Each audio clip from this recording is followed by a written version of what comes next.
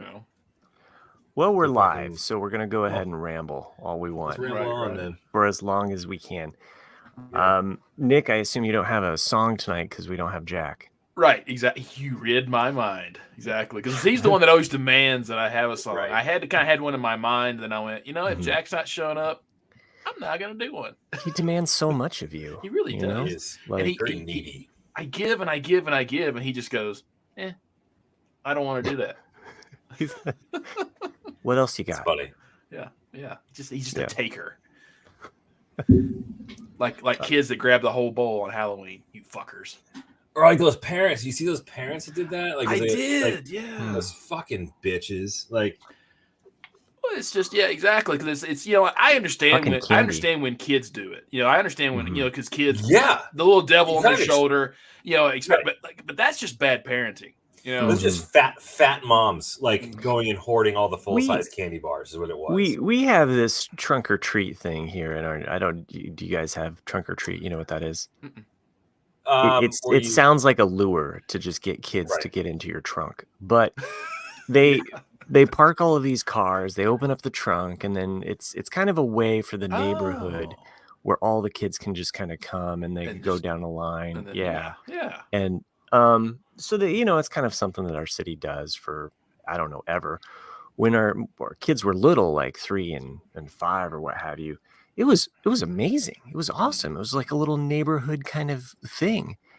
But it has turned into exactly what you just described, where it's just a bunch of greedy parents wanting all the free candy that they want, and the line it's insane. It's like all for candy. Stupid.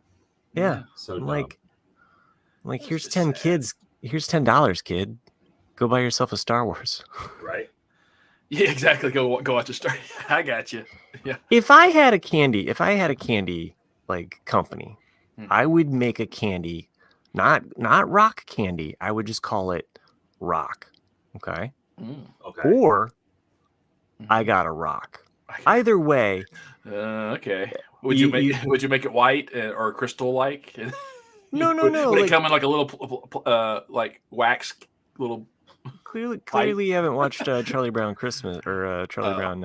I got you. Great Pumpkin. Yeah. It's been a while since I've watched it. Because he always gets a rock. He always gets a rock. Yeah, I got you now. Okay. I'm thinking crack rock, but I guess the thing is that I never liked the Great Pumpkin that much as a kid. Mm-hmm. I always watched Garfield's Halloween. We did that. Yeah, we watched candy. And then you got some songs in there. You get that creepy old man at the end. But I love that one. But it's kind of weird because Garfield has a Bill Murray voice. That's cool. But then when he sings, he's got some soul. He does, man. I may be lazy, I may be fat, or whatever. I mean, and I do not chat. It's like, that's such a. And I actually looked up that guy because I wanted to see. That was he only wrote a few songs, and I was like, that's such a great song. Like, how could you not? He never put an album out or anything. You never recorded this version. Clearly, we need that on ukulele. We do. Yeah, actually, I think I did actually look it up one time, and I couldn't find the chords. It's such a song that that no one probably knows. Yeah. That you have to have those popular songs to look them up. Chris, do you watch Great Pumpkin, Charlie Brown?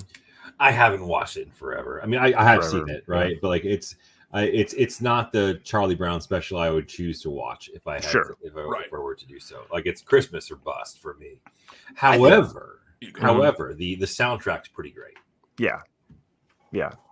I mean, it has Linus and Lucy from the Christmas special, but it's got a couple other gems in there.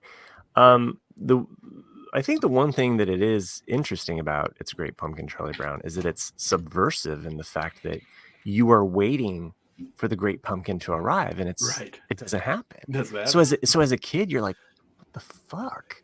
Bogus ass shit. Yeah, like he just got ripped off. Yeah, is Santa even real? I've only seen it one time, but I'm sure you guys have seen the picture of the pumpkin that looks like something else. I assume that it looks like a dick. It looks like a woman's. Vagina. I was going to go either two. No, it's a big round pumpkin, and then basically where the stem would have come out, like it just had a weird growth, and it looks exactly like a butt and a vagina. Huh. And someone made a meme. I only saw it one time, and I should, exactly. And I should have saved it, sent it to you guys because it is hilarious. But it's like, now I understand why Linus was waiting for the Great Pumpkin. It's like, yeah. Well, what you do is you take that pumpkin and you warm it up in the microwave. Jesus. I mean, we're only 5 minutes and 29 seconds. Already went to the gutter. Yeah, well, I mean, we're just trying to fit everything in, as they say. I think we've actually had discussions though about Charlie Brown. Like, of course, everyone always loves the Christmas one, but the one I grew up watching the most was Bon Voyage Charlie Brown, and I think it because it came out right when I was watching cartoons as a very very young kid. Yeah, because I want to say it came out in '83 or '84. Not one of those '60s versions, or maybe it did. Maybe it came out maybe it did come out in the '60s. But it's not one of the '60s classics though. It's a newer one. But I always liked it because it's basically not the whole class, but the main characters get to go to France, like on a student exchange program, and it's got an interesting. Seen that. Yeah, it's got Bon Voyage Charlie Brown. I've probably only seen that maybe once or twice. So I watched the Thanksgiving one quite a bit too, because we got the when we bought it, we got the collection, the Halloween, Thanksgiving, Christmas, and then I just so happened I run across a version of the Valentine one. I picked that one up. But the Thanksgiving one's good because it's funny because it's almost like there's an A side and a B side on the DVD. It's like you got Great Pumpkin Charlie Brown, and then right after that they have the magic. There's like a magic one, that they do, a magic show, which is funny because there's this kid heckling Snoopy in the front row the whole time, which just kind of reminded me of us. Going to Bon Voyage. You suck, bro. You say right, and that's what amazed me when I watched Bon Voyage Charlie Brown. Now, Chris, like when you get around to watching it, is like there is some adult stuff in that one that I'm actually surprised they got away with, because like really Snoopy goes on the trip with them as well as Woodstock, and he flies first class, so the rest of them are back in economy, and like he's getting like all the steak and all the fancy stuff up in first class, and then he goes to Wimbledon and plays, and that Wimbledon scene's hilarious.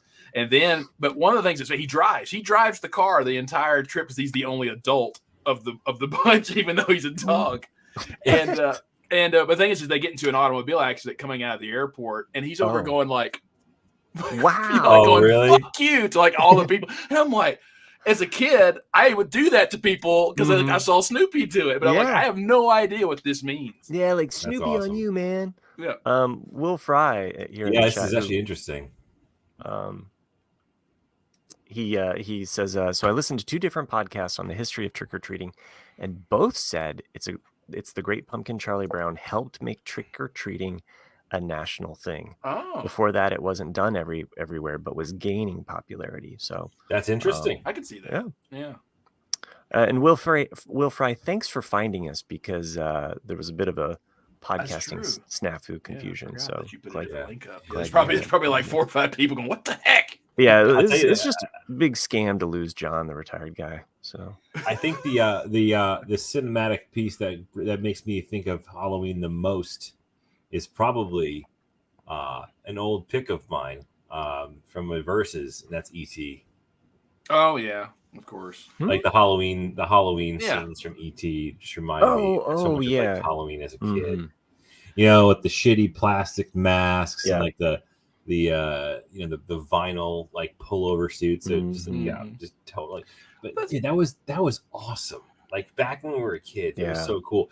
So like last night, being able to go out with my out and trick or treat with the kids. It's funny because my daughter's of the age now where she's like, I'm out of here, So she and her friends went off and did their thing, and then my son, who kind of started tagging along with some of the middle of the road aged kids, and he's 4, right? And he's 4, and he's this little dude. He's the smallest guy in the entire group, and he is just running around in his ninja costume, like having so much fun. But it just reminds you, like as a kid, like how like massive of a holiday this is for kids, especially like a 4-year-old kid who's, like what like life experiences out at people's houses does he have? Like he's got like, he knows like 3 houses, right? He knows my house, you know, he knows my grandma or his grandmother's my mom's house, and then he knows my wife's parents' house, and then maybe one or two of our friends. You know what I mean? And it's like one of those things where it's like he's running around to all of these. What? Why is Crackpot Sports on here? He's in there. So you think he's running around to all these houses, and it's just like this whole new world for him, right? He's like knocking on the door, he's like saying hello, and he was the cutest and most polite little trick-or-treater there ever could be. You know, saying, you know, trick or treat, happy Halloween, thank you very much to everybody, except for one house. He comes storming down. He goes, "Their candy was terrible," like in complete earshot of like the people who live there. And I go, Jackson, that's not how you should talk about people. They're giving you free stuff. If you don't like it, he goes, "Yeah, you're right. I should just say no, thank you next time." I was like, "That's good. You're a cute kid. You know, you're lucky you're cute." But, yeah. So there you go. So that was, you know, Halloween in a nutshell for me last night. And my daughter ended up showing up at the place we're hanging out with by the end of the night, anyways. And so she's kind of off doing her thing with her friends, and I'm feeling old because she's starting to like not want to hang out with mom and dad and all that. Yeah. She's finding that independence though. She's got a boyfriend now, which is like right. I mean, is she driving herself to school as well, just like my daughter? No. Oh, Jesus Christ! Really? Drives? Yeah, my daughter drives. Oh my God! Every day. She walks to school every day with her trombone. Oh wow! But your daughter's Chris is only like 13, right? Or I thought it was 11. 11. Okay, I knew she was getting preteen somewhere in there. Yeah. Well, pretty much. I mean, she's there. Definitely mentally. It was cold. It was a cold trick or treating, and Crackpot Sports is right. Halloween should always be on a Friday or Saturday. I mean, like, seriously, like, it's exhausting. Agreed. So, you know, I mean, it's fun.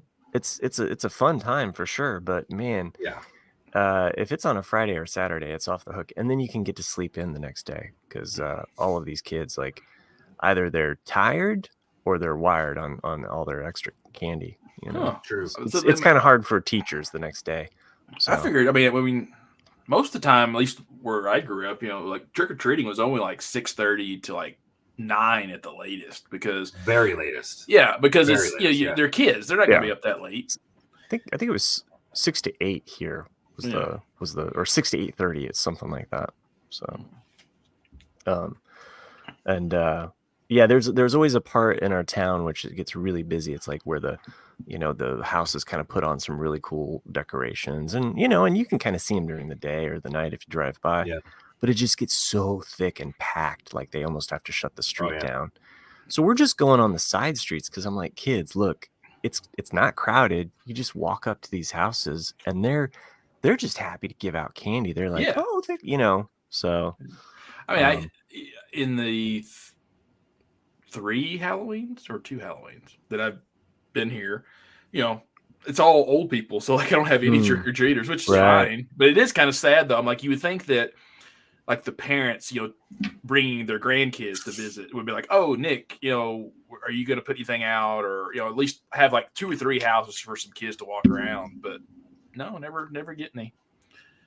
But I don't know. So I don't know, like me, like I never felt I ever got to go trick or treating as a kid because where I grew up, you grew up in the sticks. I grew up in the sticks. Yeah. And so basically my trick or treating was I had to dress up and whatever mom got me for that year. Yep.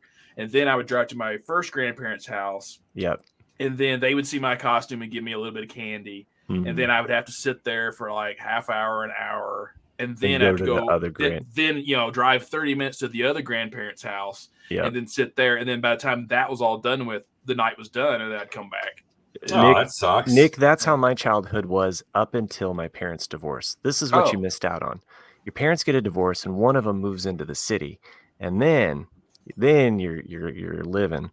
So that's kind of what happened to me though. But I grew up on a farm, and so it was like drive down the road, first grandparents, drive down, see the aunt and uncle, and then drive up to see the other grandparents. And that was about it, But when my mom moved into the city, the big city of Defiance, Ohio, there were at least like streets and neighborhoods, and then I got to experience real trick-or-treating where like I remember coming home that first time I just got to and I was like, I'm going until I can't feel my legs, you know. Right. I remember coming home and just like covering the whole table with candy, and it's a lot of fun. So Sherry in the chat says, I keep my door open a half hour after everyone else shuts down just to try to help out those dads that had to work late. Nice. So trying to race around, giving their kids trick-or-treating experience. Yeah, do you see that fucking douchebag on Fox News? The clip of this has been kind of passed around on social media. I forgot his name. Maybe not. I don't know. You'll get an STD from passing that around. Yeah, he was talking. He's like, what's the deal with all these dads leaving work early to go home and be with their kids on Halloween? Oh yeah. But he was like talking about it like it was a terrible thing. He's like, if I was in my 20s and just getting in the business, my boss would never let me leave. Well, what's this all about? Since when do dads go home early to go trick or treating? I'm like, wow, dude. Yeah, dads when they have a work kid isn't everything. Yeah. And when they have a kid that's 3 or 4. Fucking real, man. Well, I mean, like I know I've kind of vocalized this a few times with I'm sure my dad regrets it. But you know, he's not college educated and he worked on our farm, but he was gone from 5 a.m. to 7 p.m. every day. Yeah. And sometimes 6 days a week. Yeah. And I think he definitely regrets that. Like as I got older, oh my God, yeah. You know, because he missed out on a lot of stuff. And like, and I've never said that to him to his face. I'm like, you know, because if someone says like, oh, tell me about your dad growing up, I'd be like, I don't know what to tell you, because there's some memories I have definitely, but I remember mom way more than I do my dad. Mm-hmm. Sure. And it's just, yeah. I mean, that's a generational thing, right? Too, right? Yeah. I mean, like I think my brother and I were the first college educated in our family, you know. And my dad he's a sales guy, and he worked, 60 hours a week minimum, right? So he would be gone until 8, 9 o'clock almost every night. But I gotta give him credit, God rest his soul, of course. Like he did his absolute best to be a part of the things that my brother and I wanted to do, right? So like when my brother played Babe Ruth baseball, I don't know if you guys have Babe Ruth baseball, or it's a thing that's regional. I'm not quite sure, but no, we have Roger Clemens baseball. So he was never able to commit to being a coach for him because of that level of competition. But he was in charge of the concession stand. You know what I mean? Like he would go off and do that type of stuff. And then when I was coming up in baseball, he was my coach, right? So my dad was my coach, and that was some of those best memories I have is when he was a part of that, right? But to the same point as you have, Nick, like my dad worked a shit ton. Yeah. Right. And that's just how he was raised, because he was his father passed away when he was like 15 years old. Oh, wow. So he quickly went into being the breadwinner. You know what I mean? Like that was my grandfather. My grandfather did that. You know. So like that's kind of like what my dad grew up in. And that's how he was. But yeah, but it sucks. Right, because he didn't know any better. That's just what he knew to do. Right, and I do think that there is a generational thing with like our generation, whether you've been to college or not, there is a general consensus of like, this job's not my life, and my wife, like my family is more important to that, so I'm not going to miss out on that. Yeah, and, I saw a really interesting video today, and it was kind of along the lines of that, and it was, fuck your job, because. If you died tomorrow, you'd be replaced the day after. Right. Yeah. And at the end of the day, you can't look at your job as your life unless you're running your own business, right? That's different, horse of a different color, right? But but this, I think our generation gets that more than any other previous stuff. Yeah.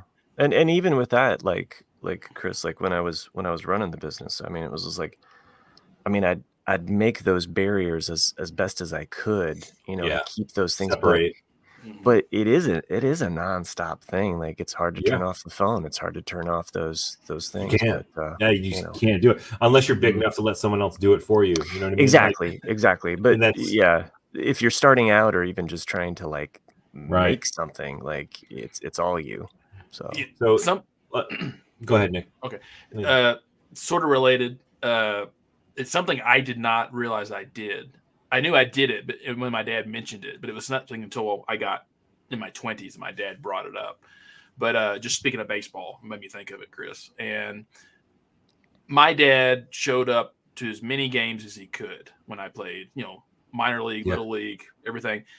And I never thought about it till he mentioned it. But he's like, why? Because it made him insecure. And that's why he always remembered it. He was like, why every time when you came to bat, would you look for me in the stands? And then after every pitch, you would look at me, and I did. And at the time I didn't really have an answer, and then as I got older, I went, oh, I know now why I did that.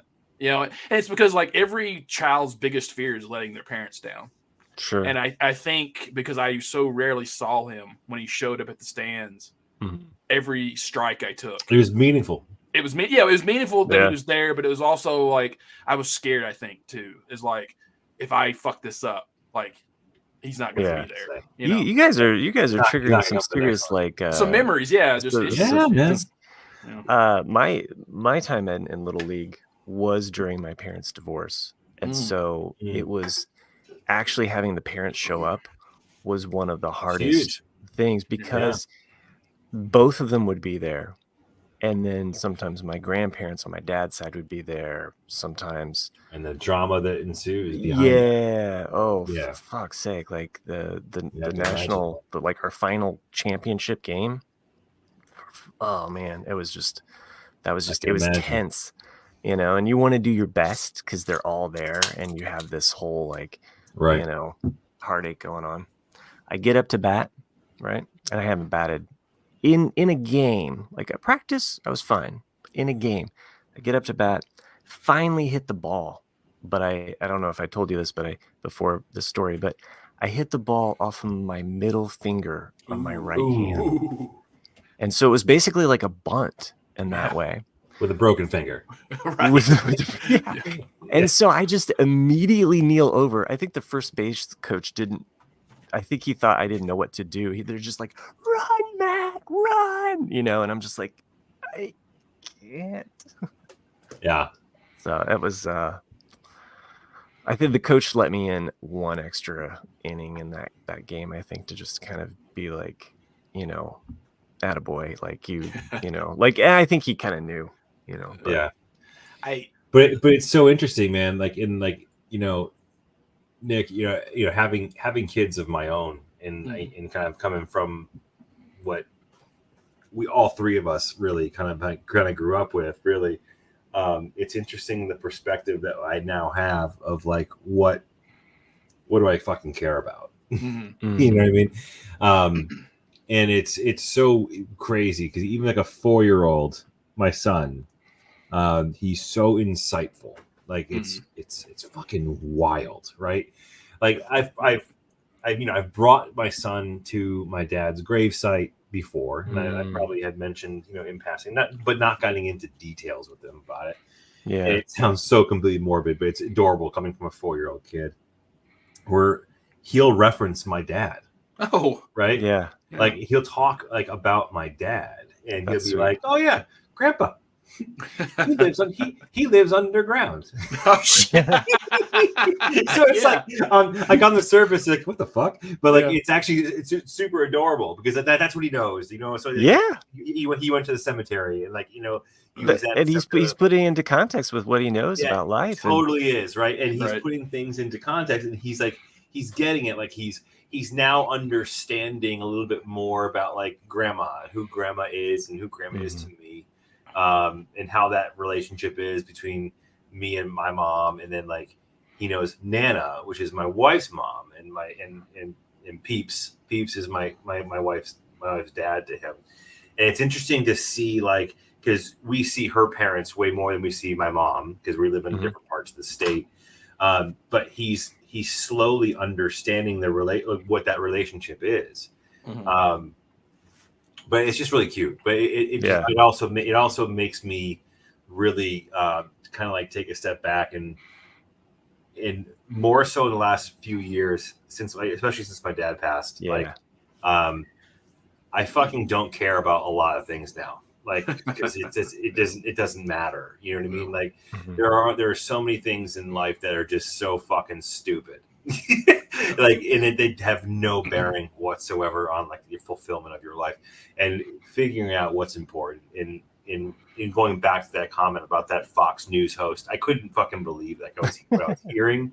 And like even his hosts and the co-hosts were like, "What the fuck are you talking about? You're talking like this is a bad thing." I think most of those. I think most of those co-hosts are just trying to out what the fuck each other. I think it's just some bullshit to say. Yeah, well, because then it gets passed around. It's like, oh, I got. Yeah, they want shock value. They want clicks. That type of thing. And it doesn't matter if it's fact or fiction. Just it gets news. And I got to thinking about that earlier today, and I was like, man, I'm so grateful to have to that I can watch this video and be like, what?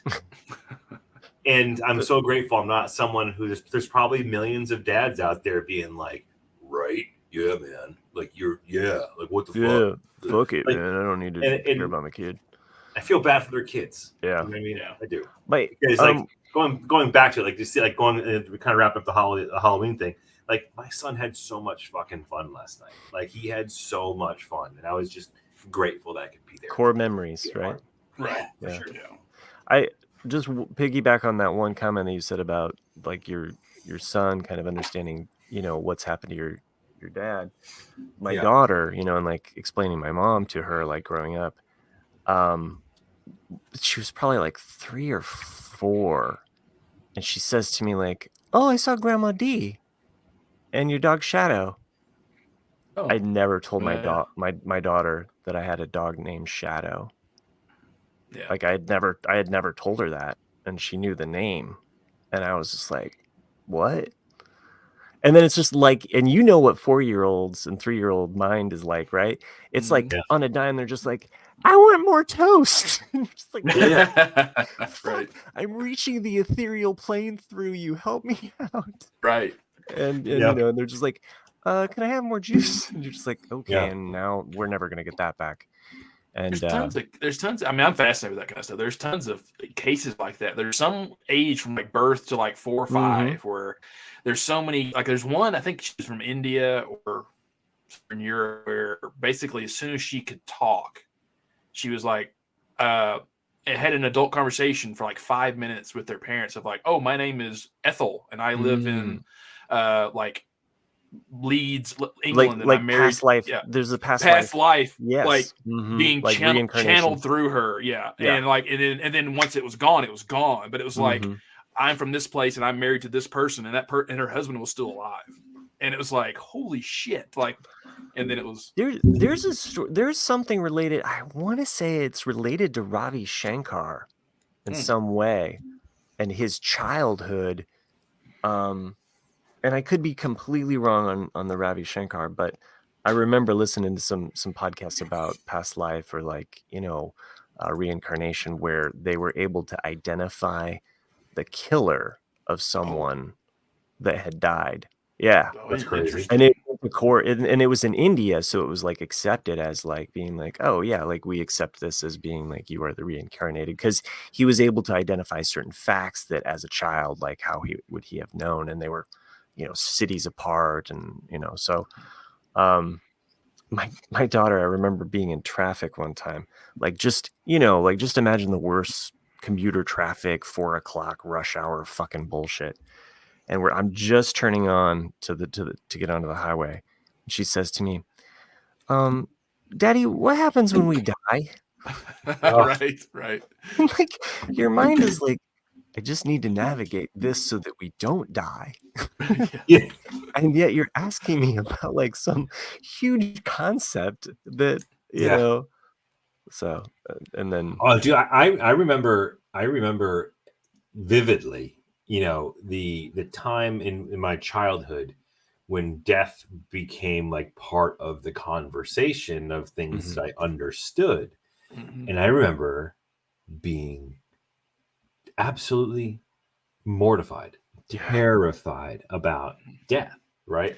And it was all about like, and I equated it to losing my parents, right? Because I saw my dad lose his mom, right? I saw I saw what that did, and I'll never forget like that. Like it kind of like took a toll on me, right? More than like my grandmother passing.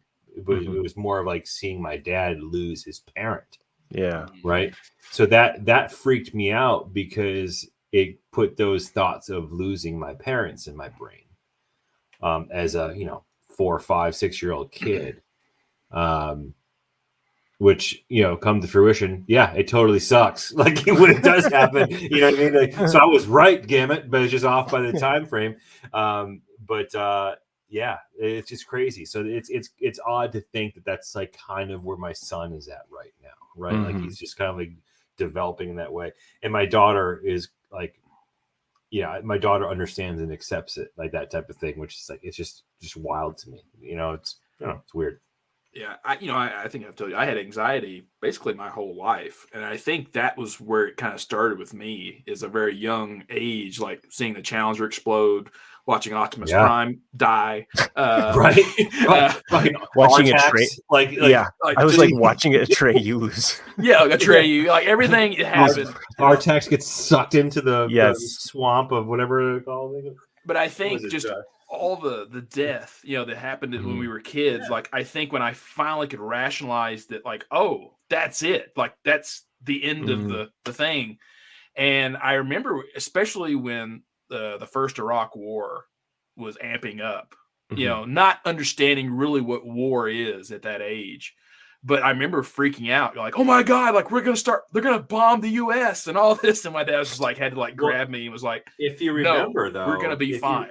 But if you remember, like there is some pretty big, like heavy, like type of stuff happening right around that time too. So we kind of like as kids were coming out of the Cold War-ish stuff, right? Which we were. I mean, I think I remember we were even still in kindergarten, first grade, probably taught like air raid stuff, right? Yeah. If we go back in time. And then you think about like the early 90s. So what was going on in the early 90s? Of course, you had like the Iraq stuff with Saddam Hussein, the whole nine, and then there was biological always the chemicals, the chemical warfare, yeah, and then there was the movie, then there was the fucking movie Terminator 2, that was probably one of the first ever times in the big screen you got to see.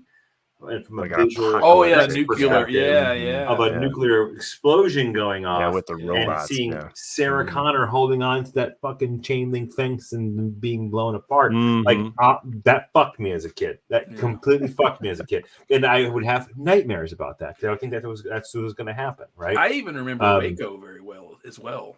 Oh my God, the Waco. Yeah. And then you think of all the succession of shit events that happened after that. And I mean by shit events, just like terrible things that happened that we had press coverage for. Do you think about Waco was probably one of the big ones, the first Oklahoma City bombing. Oklahoma bombing, dude. I will never forget being glued to the television during the Oklahoma City bombing. Yeah. Like that was a big one for us, right? And then after that, when we were in college, it was probably Columbine, right? So like you think about all these crazy shit. Yeah, man. We went to a dark place there pretty quickly. There, we kind of ebb and flowed from the happy to like, and then we went to. I mean, think about it. When that goes right to fucking 9/11, right? So it's like we've seen some shit. We've seen some shit, and that's what cracks me up when I've seen the memes lately on Facebook. Which I know you guys are on Facebook, but it's like feel sorry for the Gen Zs or whatever. They've experienced all of this before they were 30, and I'm like, fuck you. Fuck you! Yeah. I was like, my entire adulthood. Well, I mean, yeah, it's like it's just been each generation is traumatized or formed by the political events of their. I know, life, but they're taking credit though for shit that happened when we were like, sure. Like, oh, they experienced 9/11. It's like, no, they didn't. They were like 2. Shut up, right? Well, it's interesting. Like with my kids, like 9/11 is like Vietnam to us. It's just like it's in the past. It's like the trauma of Vietnam though casts its shadow on the era that we grew up in, right? Oh, yeah. Just as 9/11 casts its shadow on everything we've made since. Yeah, absolutely. I would say maybe not necessarily Vietnam, but I think before 9/11, like MASH. Before 9/11, I would always hear my parents, my uncles and aunts, and people of my parents' generation say, "I'll always remember where I was when I found out that JFK was assassinated." Right. Yeah. Exactly. Right. So that 9/11 became our JFK. I mean, that's a singular moment. I just think about how Vietnam, Watergate, and like kind of like what happened there at the end of the 70s, like really really impacted culturally everything from Rambo to MASH to like these other things that kind of were kind of in the background, that as kids we were just kind of like, huh, that's interesting. But we have that with our TV shows, like my kids watching Battlestar Galactica, let's say, if I put my son in front of watching that, I don't think he would understand like some of the cultural references that this refers to of the post 9/11 world that we were kind of like, right. It's interesting, like kind of what you're saying, like for every action there's a reaction, and to me, Kennedy as well as Vietnam, they're linked, and you look at how everything before 63 was a very pro-American, pro-patriotic, innocence in a way of like, the good guys always won. And then you look after that and it becomes more pessimistic.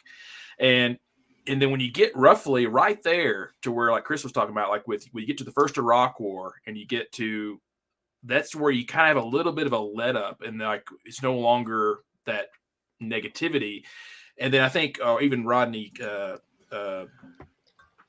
King, like that kind of changed. Oh my God, yeah. The way, and like, there was like I think it's one of the reasons why the 90s tend to be a little bit more positive than things, because like Vietnam had been a good enough time, and then we kind of like were looking at trying to be positive about everything, and then 9/11, but I'd say the positivity like also comes from the internet, like the birth of the internet and seeing that erupt with like personal computers and the birth of the information age, like seeing that happen, it really did feel like there's potential. There is like, we are moving in the right direction to 2000. We're doing stuff, guys. Like, we're going places, know, and then it's just like there was shit still going on, but there was a little slight, I think, renaissance of hope, I would say. Right. But then like, I'm just trying to like find little things here, but like you look at like, the military, for example, like no one wanted to be in the military after Vietnam for a longest time. And then after 9/11, we became kind of a patriotic society again for a short amount of time, where it's like, like we're all Americans, we're all one people. And then now you look at things going on, like even with the current shit show we're in, and the globally with Ukraine and Israel and everything else, it's like, I would never want my kid to be in the military right now, especially like when you look at our generation of how they treated all of us in Iraq and Afghanistan. It's like, what for? Like, what did they go for?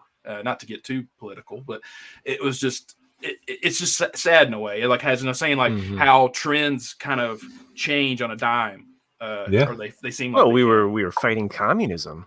Right. I mean, like look where that is, it's like all those men that had died in the name of like fighting communism. Well, yeah, I mean, when with tragedy comes unity, right? So that's typically kind of like that formula. And I mean, I remember when the Iraq War, Operation Desert Storm, right, with Norman Schwarzkopf. Like shit, dude, they essentially advertised. They advertised, and they kind of came up with this campaign. I don't know if you guys. I look back at it now as like someone who knows what the fuck I'm thinking about right now, versus me as a kid not knowing what the hell is going on. Like they freaking they marketed our missiles. Oh right, right. Like it was like Patriot missiles versus Scuds. Like I had like for some reason, I don't know how or when, but I have like Gulf War trading cards. Yeah. I have T-shirts. Yeah, like I had the Patriot missile T-shirt as a kid. They had coloring books. Man, it was like the Department of Defense had like I'm curious that I'm thinking about more and more about it. They must have had a significant budget to try and like glamorize or glam up what was going on, right? Because it was Patriot missiles were going to overtake every Scud missile there is, like, and that was like our claim to fame. Like, it was just wild to me. Yeah, and you look at the films at the time, starting with Top Gun, which was like a major PR. Oh film. Because that came out the same year as Platoon, and Platoon was almost was almost got shut down, right? Because the Department of Defense put so much money into Top Gun. Right. They advertised the fuck out of it, and they actually funded a significant portion of that movie. And then they tried to get Platoon off of the big screen. Right. And then you look at, like things like Under Siege, with whatever his name is.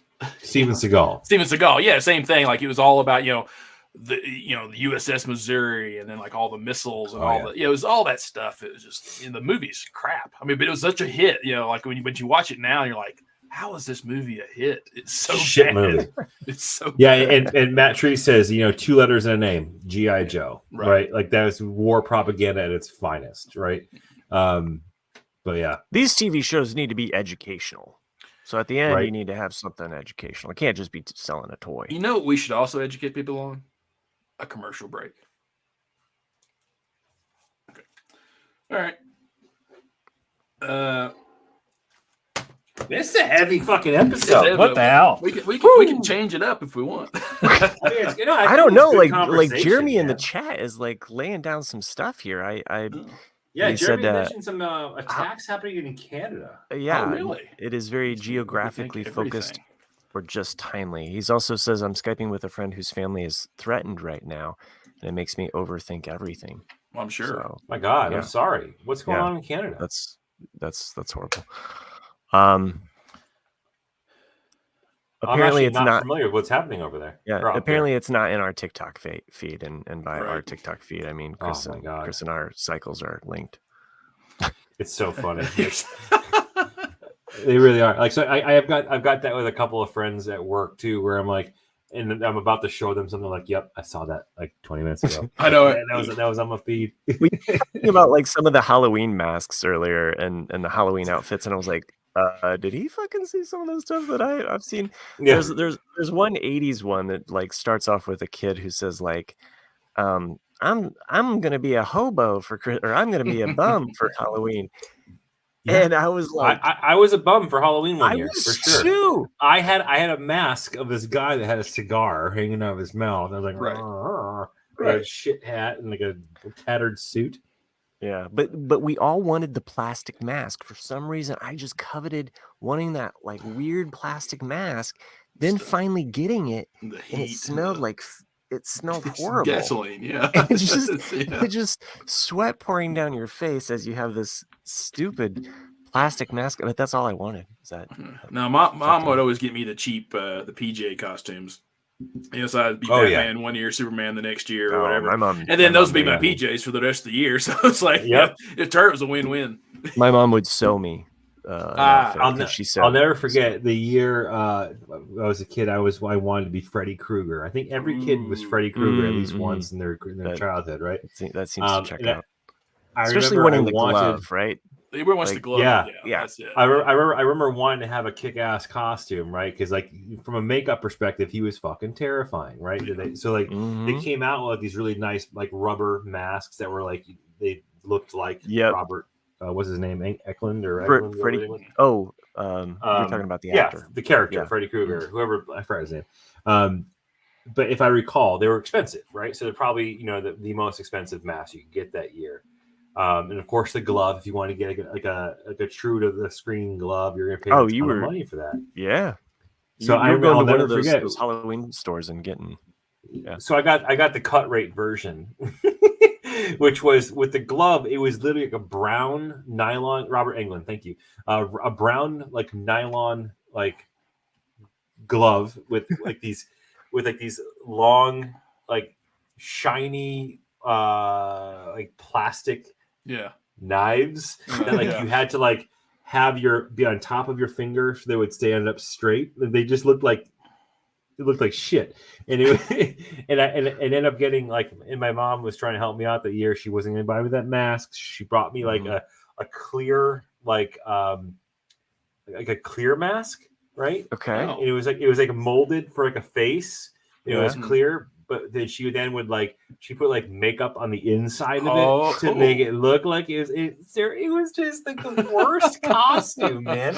Like, and I'll never forget. That's a core memory that I'm never gonna shake. Right? It was like the shittiest costume ever. All because my parents didn't want to shell out the probably like $30-$40 for the real deal. But and looking back, I don't blame them. Right, exactly. Well, he'll wear it one time. Exactly. It's always the logic. Yeah. I'm trying to think anything I'm watching. The only thing I think I've been watching is the show you recommended, Chris, Invasion. Invasion. Okay, cool. How far along are you with Invasion? I think I just finished the episode where they were in the house and she killed the alien in the car. Yeah. Yeah. Okay, so you're still in season 1. I'm still in season 1, yeah. Okay. Towards the end of season 1. But it's one of those shows that, like, it's not Manifest, but like it's the same intrigue that keeps me wanting to watch it. But I'm not invested in any of the storylines. I am 1,000% with you on that. Like, I was actually watching it today, and I was watching an episode, and I sat there. I'm like, you know what? I'd rather go look at TikTok right now. Yeah. So I stopped watching like in the middle of the episode. I'm like, fuck it. I'm going back to TikTok. It was there. Far more entertaining, by the way. I mean, I think the only one I halfway like is the Japanese JASA storyline, just because I want to see her investigate it more. But that's about it. Like, I don't care. Oh man, that sucks. Okay, no, but I don't care about in a different way. You will. Okay, but I don't care really about the Marine or the Army guy. I don't really care about the family. Yeah. It's kind of like, But. Well, the second season, without giving anything away, focuses heavily on Mitsuki in what she does. That is to move the story forward. The family, and the British kids. Oh yeah, I forgot about the British. I really don't care about the British kids. Yeah, you will. It gets interesting. But so far, it's one of those shows where, like, yeah, it's good. It's definitely a good show. But I'm not in love with it, and I'm definitely like, meh. I'll watch it if I can. Yeah, that's what I'm saying. I'm gonna stick with it just because I'm intrigued by it. But it's not Apple's best. Right. Agreed. Chris, when you were talking about a clear mask that your mom put makeup on, I just kept thinking about this. It was that's what it was, but it was different though. There was that style. Okay. Of like that molded mask. Right. It was like an old man version, so it was wrinkly, right? So I think her intent was to like have the wrinkles that she could try and make it look like Freddy Krueger. Yeah, I was thinking of. Like, Matt, look it up if you can. John Cale's first record, Vintage Violence, I think is what's called, 1970, and he's wearing a clear mask on the cover of that record. Let me pull that up. I see it. For anyone who doesn't know who John Cale is, he was one of the founding members of the Velvet Underground, and him and, of course, Lou Reed always had conflicts, which is why he left the Velvet Underground. But this first record he put out is actually pretty good. The single off of it's called Big White Cloud, which is a very interesting song. If you've never listened to it, give it a shot. It sounds like a euphemism for cocaine. Could be. Big White Cloud. Here's the album cover of that. Yeah. So that's what when Chris immediately said clear plastic mask, that's what I thought. Yeah. Whoops, sorry, I didn't mean to close out of it so quickly there. All right. I mean, so I was closing out my windows there, and it just was like, boop. So I'll show you. It was similar to this. I'll share my screen real quick. I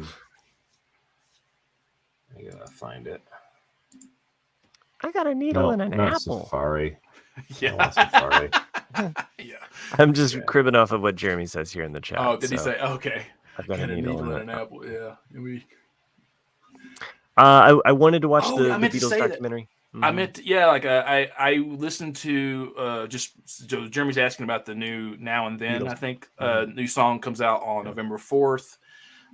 There is on YouTube like a good 10-minute little mini documentary that Paul is mostly talking in. There's one on Disney Plus. Is there? Okay, I didn't see that one. Okay. And then it was somewhere else I saw it too, so it's out there. I mean, from what little bit I've heard of the track, I wish they would go back and do the same thing for Free as a Bird, and especially for Real Love, because I've always thought the audio for Real Love sucked ass. I liked the demo version that Lennon did of Real Love better than what the Beatles did. Yeah. Free as a Bird, I don't have any problems with. I think it's fun for what it is, but any post Beatles stuff, it just feels like it's in a bottle. Like it doesn't feel like it doesn't feel open enough that. I agree. I've never felt those were Beatles. I've never thought of them as Beatles songs ever. Yeah. Like I enjoy them, I like them, but I've never thought, oh, this is the Beatles. Right. I'm looking forward to it. I was going to watch one of the documentaries with my kids. tonight. So sharing screen's not working, but so to give you an idea, that was the type of mask. Wow, that's very slight. That's actually kind of similar to what it was. That might be even more terrifying. That's scarier to me than Freddy.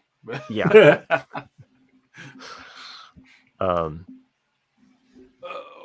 Anyway, yeah, I'm looking forward to the track. I guess especially because it's the last George slide I'll ever hear. Right. So I'm looking forward. Did you ever hear that song that they John, Paul, George, Ringo that they had done? It was also kind of in that same vein as a post Beatles kind of song. It's I think it's called 4. And it looks like this. So I don't know if my camera can pick very that Queen. I see the it does look like a Queen cover. Yeah, I can't quite my battery's dying here, but anyway, I think it's Walk With You is pretty good. So anyway, worth a listen to. It's like a 4-song EP that they had released. Who released this? John, Paul, George, and Ringo. It just exists as a Beatles thing. It came out in 2014. So and it's called 4. Mm-hmm. Well, yeah, it's 4 John, Paul, George, Ringo. It's an EP. It's by the Beatles. It has Love, Call Me Back Again, Let It Down. Oh, okay. And Walk With You. And Walk With You is a nice kind of, but I can't remember the details of this. Matt Treese probably knows more about this, and he's in the chat. So, but there you go. Worth a listen to as well. But yes, everything kind of post Beatles that's been done, it always feels very ancillary. That's a big word. Insulin, is that something you know? Insulin, yeah. Yeah, I actually did get a new. I mean, Matt, you probably wouldn't care. Chris might because he used to sell the stuff. But I actually got a new update on sensors and meters and all that, and now it's all connected. So like my sensor, it tells me my glucose, connects to my pod now, and so like I don't have to do shit anymore. It's just like it's awesome. It all just syncs up and like keeps me at a. I was like, this is awesome. That's awesome.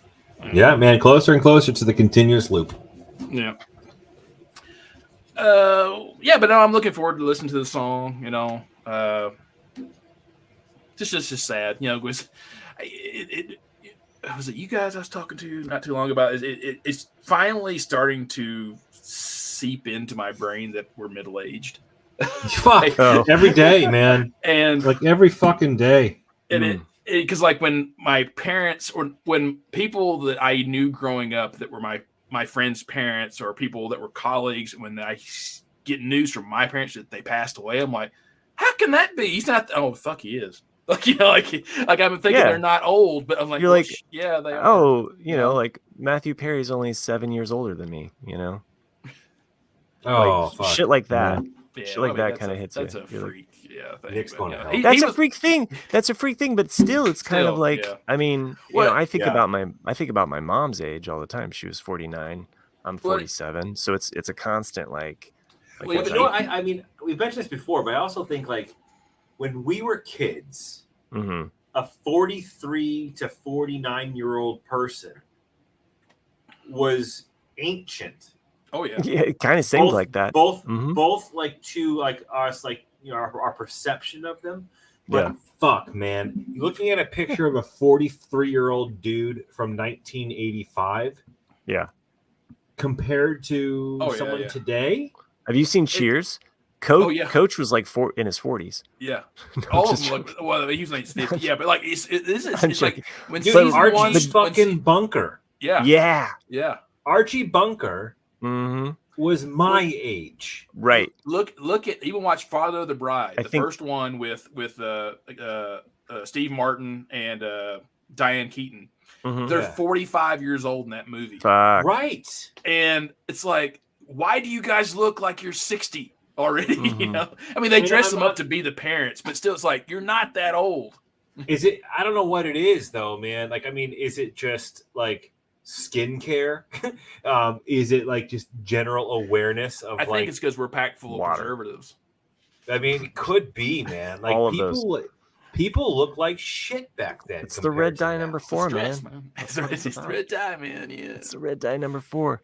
You've heard about this, right? The red dye number 4 and like not being allowed in California, and so like certain like food, like no, there's a whole there's a whole and then I said they're trying to get rid of Flamin' Hot Cheetos right now for the same reason. Because the red dye in California. Yeah, because the red dye and the Flamin' Hot Red Cheetos also they're saying is bad for you.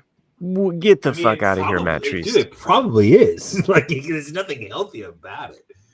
Oh god. I'm sorry, Matt Treese. You're just mentioning Joe Don Baker and one of my favorite MST3K movies, Mitchell. So, shout out to Joe Don Baker.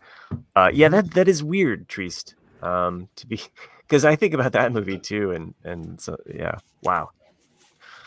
Anyway, we're getting old. I like to say that I'm entering into the later part of my middle 40s. I'm in my prime. Well, dude, like I had a conversation. I had a conversation just the other day with a couple of employees. We're talking about physical media. Is a foreign concept to 90% of my workforce. Oh yeah, absolutely. Like no idea, no concept whatsoever. Like they think of a CD as like ancient hieroglyphics. Oh, I could see that though. I mean, it's crazy. Yeah, because I mean, so they basically. What was the first CD you purchased? Ooh, do you remember? Yeah, personally, with my own money, was "Injustice for All" by Metallica. Hell yes, nice. Back in the old long box, you know. Right. Wait, you bought it in '88? In '88, yeah, when it came out. Whoa, okay. So you had a CD player early on. So yeah, my dad would buy CDs. Yeah, exactly. Yeah. Well, it's funny that both of our dads had CD players in the late '80s because he got a Kenwood system, the whole. Yeah, actually, so we didn't get a. Go ahead. Shit. When did Forrest Gump come out? 95. Okay, 94. So that we got a CD player when Forrest Gump came out because the first CDs that we purchased was the 2 CD soundtrack. Yeah. Oh, like that's 4 a good CD one. Soundtrack, whatever it was. That's a good one. That was the first CD or the house purchase, for our family. The first CD I personally purchased was Pearl Jam 10. Yes, I'll never forget. Like when you opened up that case and you took out the lyric sheet, it was a huge poster of them all going up and putting their hands up together. Yeah. It was awesome. Loved it. That's an early one for me. I had Pearl Jam 10, but before that, I went out and bought John Lennon Shaved Fish. Oh. Nick, you? No, we already said what my CD was. Which was it? Metallica's Just. Metallica. Oh, dude, that's right. REM, Automatic for the People. That was 94 as well. That was also 94. I think I bought that not far away from when I bought Pearl Jam. Because at the time, CDs were like $17. I had Nevermind on cassette, but I had Pearl Jam 10 on CD. And yeah. So every summer, Guns N' Roses Use Your Illusion too. That's a good one. But my we always take there would always be a convention somewhere in the country, and so we'd always drive to wherever that was. And one year it was somewhere in California in '87.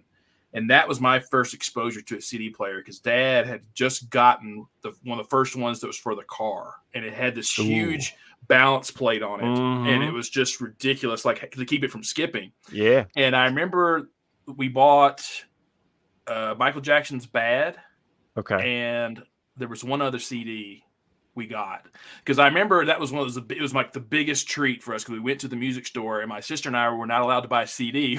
We could buy a tape though, and I bought Back to the Future soundtrack. Oh, that's a good one. And my sister, I can't remember what she bought, but like it was a big deal. Like, oh my god, would you buy a cassette? But I remember like Dad putting on like this new technology of a CD, and so. When I bought Injustice for All, it was to play it on that in the car like a year later. That's awesome. My dad, when he bought the Kenwood sound system, there were a couple CDs like very early on, and Phil Collins. I think Genesis, Phil Collins, Straight Jacket. Is that the name of the album? Yeah, Straight Jacket Required. Is that what it is? No straight jackets required. No straight jacket required. So, sorry, I'm a little fuzzy. But I remember those Phil Collins albums, and he got the soundtrack to The Big Chill. That was a big soundtrack, yeah. Yeah, and The Big Chill is an amazing soundtrack. It is. The Big Chill might be one of the most perfect soundtracks. It's one of the, especially before you could, because there's a lot of, I wouldn't call them one-hit wonders, but there's a lot of songs on that soundtrack that quintessential songs. Yeah, that you wouldn't buy.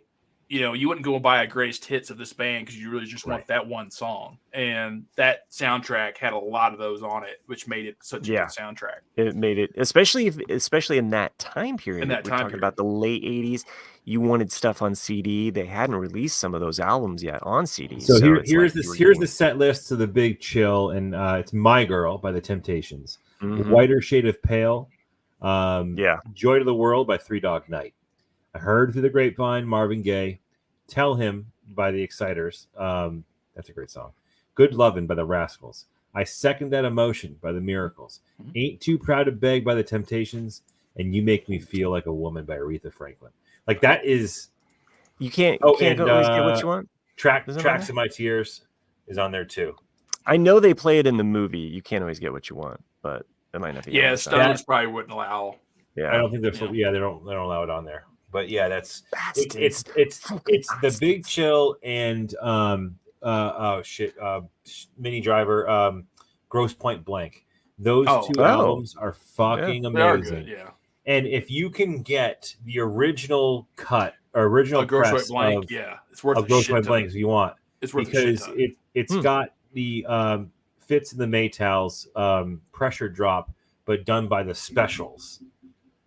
You can't get it on iTunes or any digitally distributed music. It's only on the original cut. I happen to have it because I ripped it from Napster. You ripped it though. Like there are certain sound. Actually, when you look at the most valuable CDs, they're all soundtracks. Because compilations. Because they're compilations, or it was such a niche market for people who actually wanted soundtracks. And Grosse Point Blank is one of them that's worth a lot of money if you have the original. It's funny because Nick or Chris, you mentioned look at who we have. We have a special guest star tonight. Oh, we were just and that's the end of the show, guys. We like to thank our patrons. See you later, Chris. Take care. I am going to be jumping off very soon. Is Chris high as fuck again this week? No, he took it too late, man. Oh. No, that was last week. I was higher than fucking. He did send some interesting texts this week. I did. Yeah. I don't, Jeremy. I don't quite understand the question. Like, what album would you want to fight for? I don't understand. Except for any Beatles or Rolling Stones or covers. Like, what do you mean by fight for? I'm going to fight for my right to party. There you go. The text that I sent. Had that on cassette though. I never know. I showed the one and the basketball one. No, I showed the other one and people were like, "That's not funny." What? Well, wait, which one? You know the one. The basketball one? No. The opening theme for a TV show. You showed that when I sent to you guys. That was you. That was Nick. Oh, that was Nick. Because I wrote, "I'm going to hell for this one." Okay, you are. Jack just threw Chris under the bus. I thought that was Chris. I'm sorry. I apologize. No, Chris got people are thinking Chris is like even. I send you guys a lot of the dark stuff that I think hilarious, but that's what. But you had the one that Chris sent too. I was like going. Why don't you talk about that on the podcast, Chris? Nope. We were talking about a lot of music, and we were talking about the Big Chill soundtrack and soundtracks that have a lot of great hits. We were talking about the early days of CD. What was the first CD you owned, Jack? What was the first CD you bought? CD I owned? CD, yeah. What did you? Okay, well, while he thinks about that, it was probably Boston or Journey or that checks. Mm-hmm. Or I've been listening a lot of Huey Lewis in the News. I've been listening. Okay, my dad had 4, I think, on CD. Sports. Van Halen, Led Zeppelin. Sports is when they really came Van into Halen, their own, don't you think? 51, is it 5150? 5150, yeah. Yeah, my dad had that on CD the entire collection. Yeah. So I remember a lot of my dad's early CDs. Rush. That was I had Rush. Okay. I'm trying to think of my collection. It was like. Did you have one of those like slider cases too, where you put the little? It's like fake wood kind of plastic. You just I think I did. Yeah, I think I did. Yeah, I had. And then eventually they just ended up in the glove compartment. The big Trapper Keeper thing, you know, they had like 200 sleeves. Case Logic. The Case Logic, yeah. I never liked taking them out of the original. I liked the. I had on 8-track. I had a lot of Queen and Zeppelin. Oh, I've still got an 8-track at my parents' house. I think I have like 20. Because my mom, when I was getting a car stereo in my car, she goes, "Why don't you just get an 8-track tape player? You'll have all those 8-track tapes." I go, "Yeah, they weigh like 100 pounds and they're like this big." I go, "Sorry." I go, she goes, "But you're wasting money." I go, "Well, it's okay because the tapes are better." This is when they went to cassette tapes. They were better. Well, you could. I mean, remember 8-tracks? You couldn't just skip. You could skip a track, but you couldn't skip to the next song. And you couldn't. I was like, right. No. Yeah, you had four tracks per thing. Because I had a lot of 8-tracks because I had an 8-track player in my room. So but I said, no, we're not transferring that over to my car.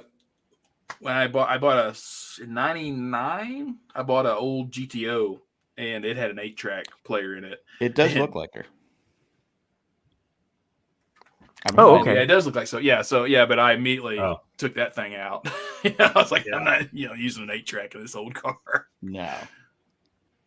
Just they did have it in the van. Wasn't in the van, the Dharma van? Wasn't that 8-track? They did have an 8-track in that. Yeah. I think the one that they as soon as it gets running it, and when Global Cash Card gave the van away, it had an 8-track tape player with that 3 Dog Night in there. That's amazing. Yeah, that's awesome. If it was it had everything.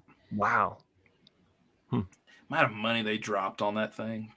It had to be 35,000 to 40,000 or more, I would bet. But Jesus, if I remember correctly, I think it was 35 to 40,000 because they gave Emerson.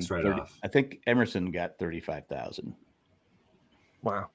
I'm like going, well, if you kept Emerson away and did the van, you can give me 65,000. What did you guys get out of it? I got a free trip to Los Angeles and hotel, and that's like you guys didn't get paid, and y'all were in downtown LA too, so it wasn't. Like it was part of our. I don't think we got paid every month. They paid us a pretty good chunk of change every month. For podcasting at that time, we were doing pretty well. Yeah, you're pretty high up. Yeah. I mean, we're getting. They paid us pretty well. I can't complain about that. Oh, and plus, he flew us to Hawaii, put us in a 5-star hotel. Yeah. I had his Cuban cigars and his marijuana in my safe until he got there. Nice. Yeah. I wish I had that kind of money. Just stupid money. I wish I had that kind of marijuana. Yeah. It's funny because we were walking. It was me, Cliff, Jay, and my wife, and we're walking, and the security guard goes, "Let me show you a different direction you can go." He didn't think we were staying there at the hotel. I'm like going, and I didn't catch on. Cindy goes, "No, we're staying here." He goes, "Oh, I'm sorry." I go, "I never even thought about that. I thought he was just giving us a shortcut to the rooms." So, not to go back to the music conversation, but Will Fry just posted something I need to read because this is thinking about this is actually kind of fucking crazy. So, Christmas of '94, 7th grade. Got a CD player with 4 CDs: REM, Collective Soul, Green Day, Dookie, and Soundgarden, Super Unknown. Dude, that is fucking awesome, right? I know two of those. Nevermind and the Downward Spiral on the same day, dude. That right there is such a collection of music. Like the '90s was something fierce for the music industry. Like you look back and I mean, with the exception of Collective Soul, I mean, Collective Soul was big then. They didn't have the staying power, but everybody else in that list is still a powerhouse. I know Green Day and REM. I don't know Collective Soul, and I don't know. Yeah, you do. You totally know Soundgarden. You've heard everyone knows Black Hole Sun. Chris Cornell from Soundgarden. And then Collective Soul as well, and Soundgarden, and Super Nirvana, Unknown and Downward Spiral. I'd have to hear this. I'd have to hear this. I'd have to hear a song from them. You definitely know them. Like, but that's like, how do you know? I could be stupid. You don't know. Well, we all know true. that. I mean, we were kind of wondering if that. I'm getting older. I may not remember things that happened yesterday. So you're sure that's not Sophia? Come on, Jack. I mean, you're hip. I don't. I literally just grabbed this off the system I use, and because I said, "Oh, that looks like." Okay. Grab it off the system. It looks like Gloria from. It's his Google systems. Yeah. Mm-hmm. He just cropped out the parts that were flesh. But yeah, man, the '90s, man, '90s had some fucking staying power. One as good as the '80s or '70s. I would disagree, Jack. I think the '90s. We've been rubbing this hard. Chris is gonna fight you. Well, Jack, the thing that's interesting about '67 through '77 period is that you had so many different sounds and so many albums. It was a decade that can never come again, as in just the amount of art, the amount of different kinds of music. But then that period though, I'll be kind and say like '89 through '96. Like that period, though, it was kind of the same thing, and there's a lot of stuff that got just thrown out of like, hey, see if this works, and that will never happen again because now it's too much of an industry, and streaming and internet has pretty much eliminated the radio and the album, the idea of an album. CNN has a series about the different decades. I think it was CNN, but there's like the '80s, '70s, '80s, '90s. I think like Tom Hanks narrates a bunch of them or whatever. But they did one on '90s, and it was the '90s music, and it was an hour-long episode about the impact of '90s music then and then on today, and it blew me away. Like from a hip hop perspective to rock and roll. Grunge coming out of nowhere, out of the Pacific Northwest, like all that stuff kind of like. That's why he's never heard of Soundgarden. That's true. That's what he said. I'm not a fan of grunge. Yeah. And that's when Pearl Jam came out, right? It's like take a bath. I mean, I don't know. wash your hair. Come on, you're gross. Well, there's a yeah. No, that's it. I mean, just the '90s were awesome for music. That's how. I'm not saying it was bad, but I'm saying I'd go with the '70s or '80s. But the grunge movement, you can tell the '80s was kind of fake in a way, and it was all just kind of a process. There's a guitarist, and I can't remember what band he was in from the '80s. He was on the Southwest Spiral, Downward Spiral. Southwest Spiral. Southwest Downward Spiral. I want to fly you like you got an album and a bag of peanuts. But he talks about that how when he had in the late '80s they had all these hits, and then all of a sudden when grunge hit, he's like, oh, this isn't the end for us. I just need to buy a flannel shirt and I need to do this and I'll just change and then we'll just keep making more hits. And it was like, no, he didn't realize, like a lot of people, that the '80s were done. Like that sound was done. Yeah. The synthesizer. I mean, it's exactly what it was. The '80s, like grunge killed the '80s rock vibe, or the pop vibe, if you will. Grunge killed hair metal. Cured hair metal. Yeah. There's like the last hair metal hit song was Cherry Pie. That's it. Like Warrants. Cherry Pie was the last. In some circles it's known as the song that killed the '80s. But maybe because the videos were so good in the '80s. Maybe that's what Well, that's what that. Because you just mentioned Cherry Pie. There were great movies in the '90s too. I mean, they were still doing videos, and it wasn't the same. I disagree. Well, in the '90s, music videos became you were just more busy like working, okay? You were being like a dad. The '80s was like, hey, we had this new medium. We had to figure out how to put this song onto video and have it be on a screen. They tried to make a statement with their videos. Like all the videos in the '90s, you think about like Runaway Train, right? That was a statement for what that song was about. Like you actually had like art being made with the music videos. I mean, with the exception of Genesis. I mean, Genesis did have that '80s video with the puppets of Ronald Reagan and Nancy Reagan, which is pretty amazing. But not thinking of Michael Jackson because his videos were beyond. But like when I think of '80s as music videos and art form, I always think of Aha. Of just Take on Me with the drawing and the mirror. Like that was so. What about Van Halen's Hot for Teacher? Come on. I mean, yeah. Where's Waldo? Come on, that was great. They had the little Van Halen guys, the young Van Halen guys, and then November Rain. I mean, November Rain. I think that's my cherry pie right there. So that's like the last. Those videos were wild, man. Yeah, I've seen a breakdown of that video that just like rips it to shreds, and it's pretty hilarious. What happened to what? Why? Because it was such a big deal, MTV, because people would literally like. I remember David Bowie launched one of with that China Girl one where they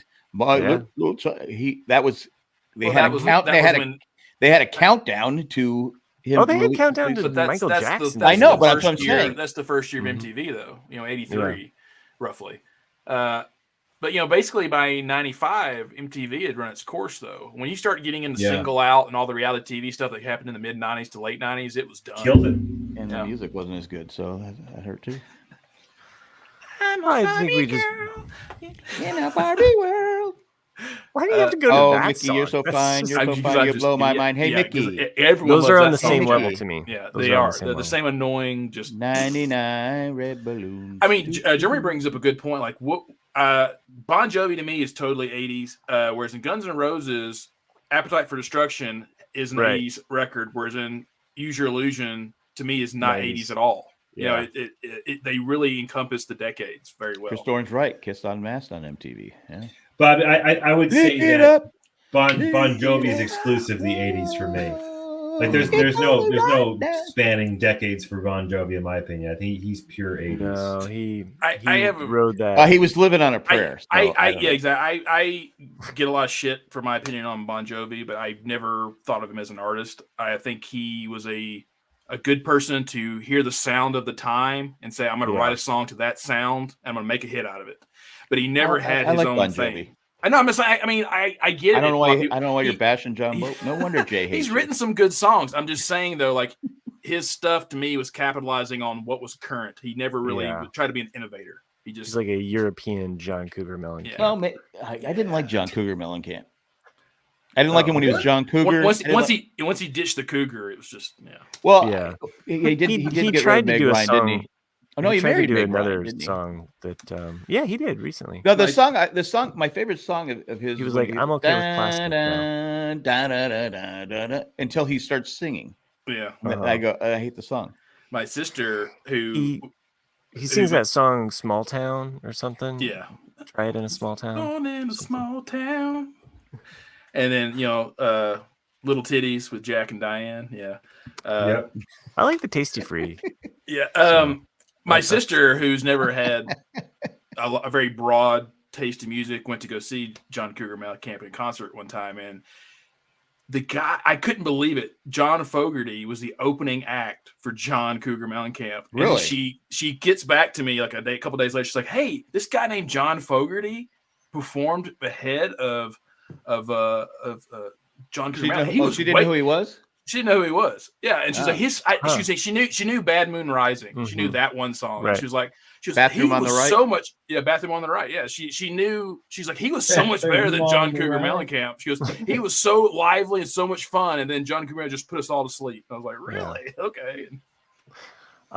Again, I just wasn't into him. My daughter's been dabbling in 60s music, and so it's kind of funny because every now and then like I'll hear her playing music and I'm like, oh shit, she's getting into some CCR. Fuck. Yeah. I'm like, what is she?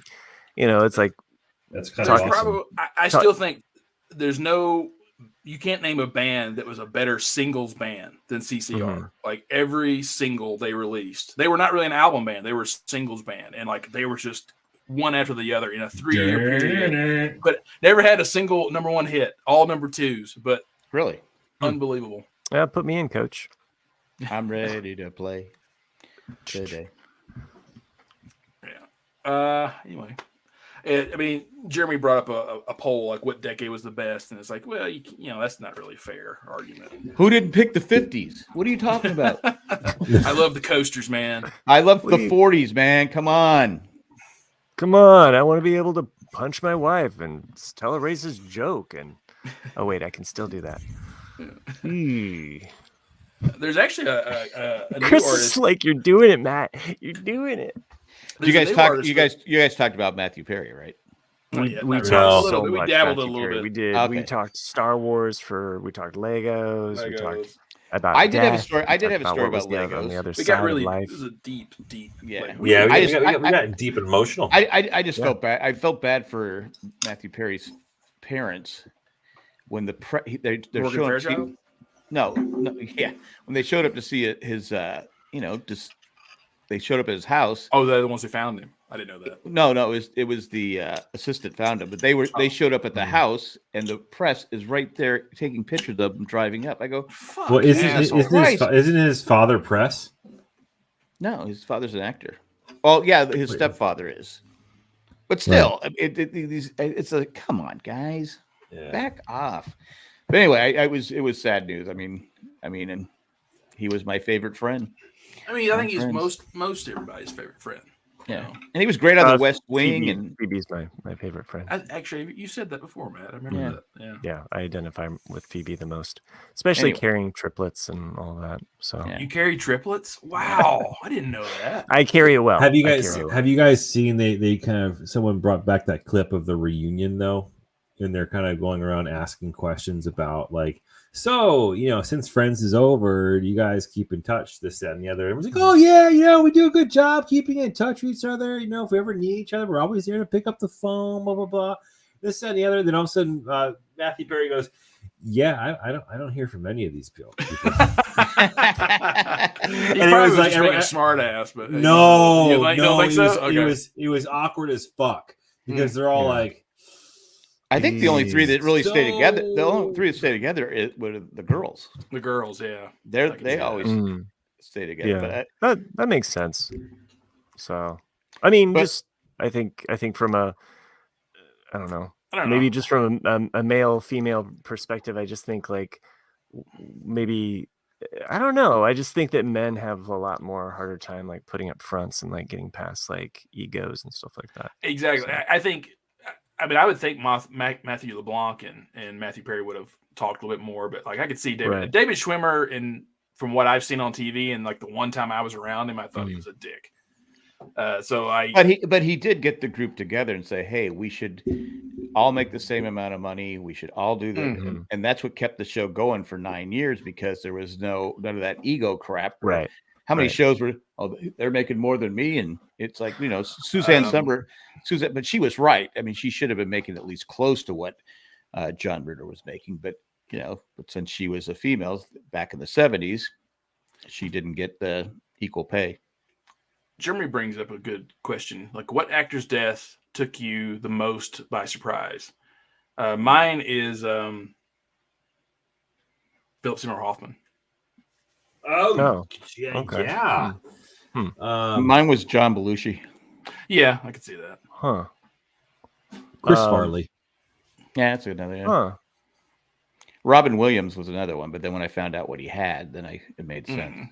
Especially when you find out he killed himself, you're like going, "I gotta kill himself." Why would Phil Hartman? That's a good one. Phil Hartman, yeah. He's murdered. Oh yeah, that one. His wife. That was brutal. Mm-hmm. And Phil Hartman was one of those that like. I just always missed his voice. It's weird, but like he had such a Anna voice Nicole Simpson. Princess Di. Oh God! I'm gonna say Princess Di. I mean, there's things I missed about Reagan. She got blown away. She did so many times. I mean, Phil Hartman though, especially like what you're saying, man. Like, I mean, I always like it when I see interviews with SNL characters or actors who, when they ask about Phil Hartman. Like you can see how much they all loved him. You never heard a bad word about because Chris. Well, and he was such a team player too. Chris Farley loved him, but they said he could be because he was always on drugs and alcohol. Right. He could be an asshole too. So but still, John Candy. Yeah, John Candy. Yeah, that was a big blow, especially I think he died young. He was young. Yeah, all of them were young when they died. But yeah, I think John Candy, especially for Matt and Chris and I's generation, because we grew up as kids with. I know you did too, Jack. But I'm saying like as kids though. I actually brought him up. I know, but I'm saying we miss him more. He was the first like goofy, adult guy that we saw on TV. That we saw, because like you think about Plane Trains. I mean, like Uncle Buck. You think Home Alone. There's a lot of stuff that was. as fomenting as our childhood. Jackie, you think you got something in your nose? I got blue snot. clearly, the poll is who misses John Candy more, John Ritter or the other guys? Yes, John, the retired guy. Yeah, John Ritter didn't really shock me that much. I mean, I appreciate John Ritter, but at that time, I only knew him from Problem Child. No, I knew him from Problem Child. I'm trying to go back to the first actor that I remember dying on a show that I watched, and I got to go with Coach. I mentioned Coach earlier in this episode when we were talking Cheers briefly, and it was because I was younger watching that show, and then all of a sudden he wasn't on there, and then they had this in memory, moment, and you're like, oh, wait, he died. Coach? So. Coach. Or no, I'm not sorry, Coach, but Cheers. Cheers, but Cheers. Coach. Cheers. Like the first time I was like, Coach. Sorry. Oh, you're talking about Coach from Cheers. From Cheers. Coach from Cheers. Sorry. I the show in Boston? Confused. So that overrated bar, that one. No, I'm just like I'm trying to think of like early. Mine was Jack. You missed earlier. We were talking about Halloween costumes, and Chris dressed up his son as a fan with a black eye. And then with broken glasses. Yeah, broken glasses. And Chris dressed up as a roided out Boston fan. It was crazy. That's good. I thought maybe, just maybe this one. Hold on, box the entire fucking episode without bringing up this farce of a story.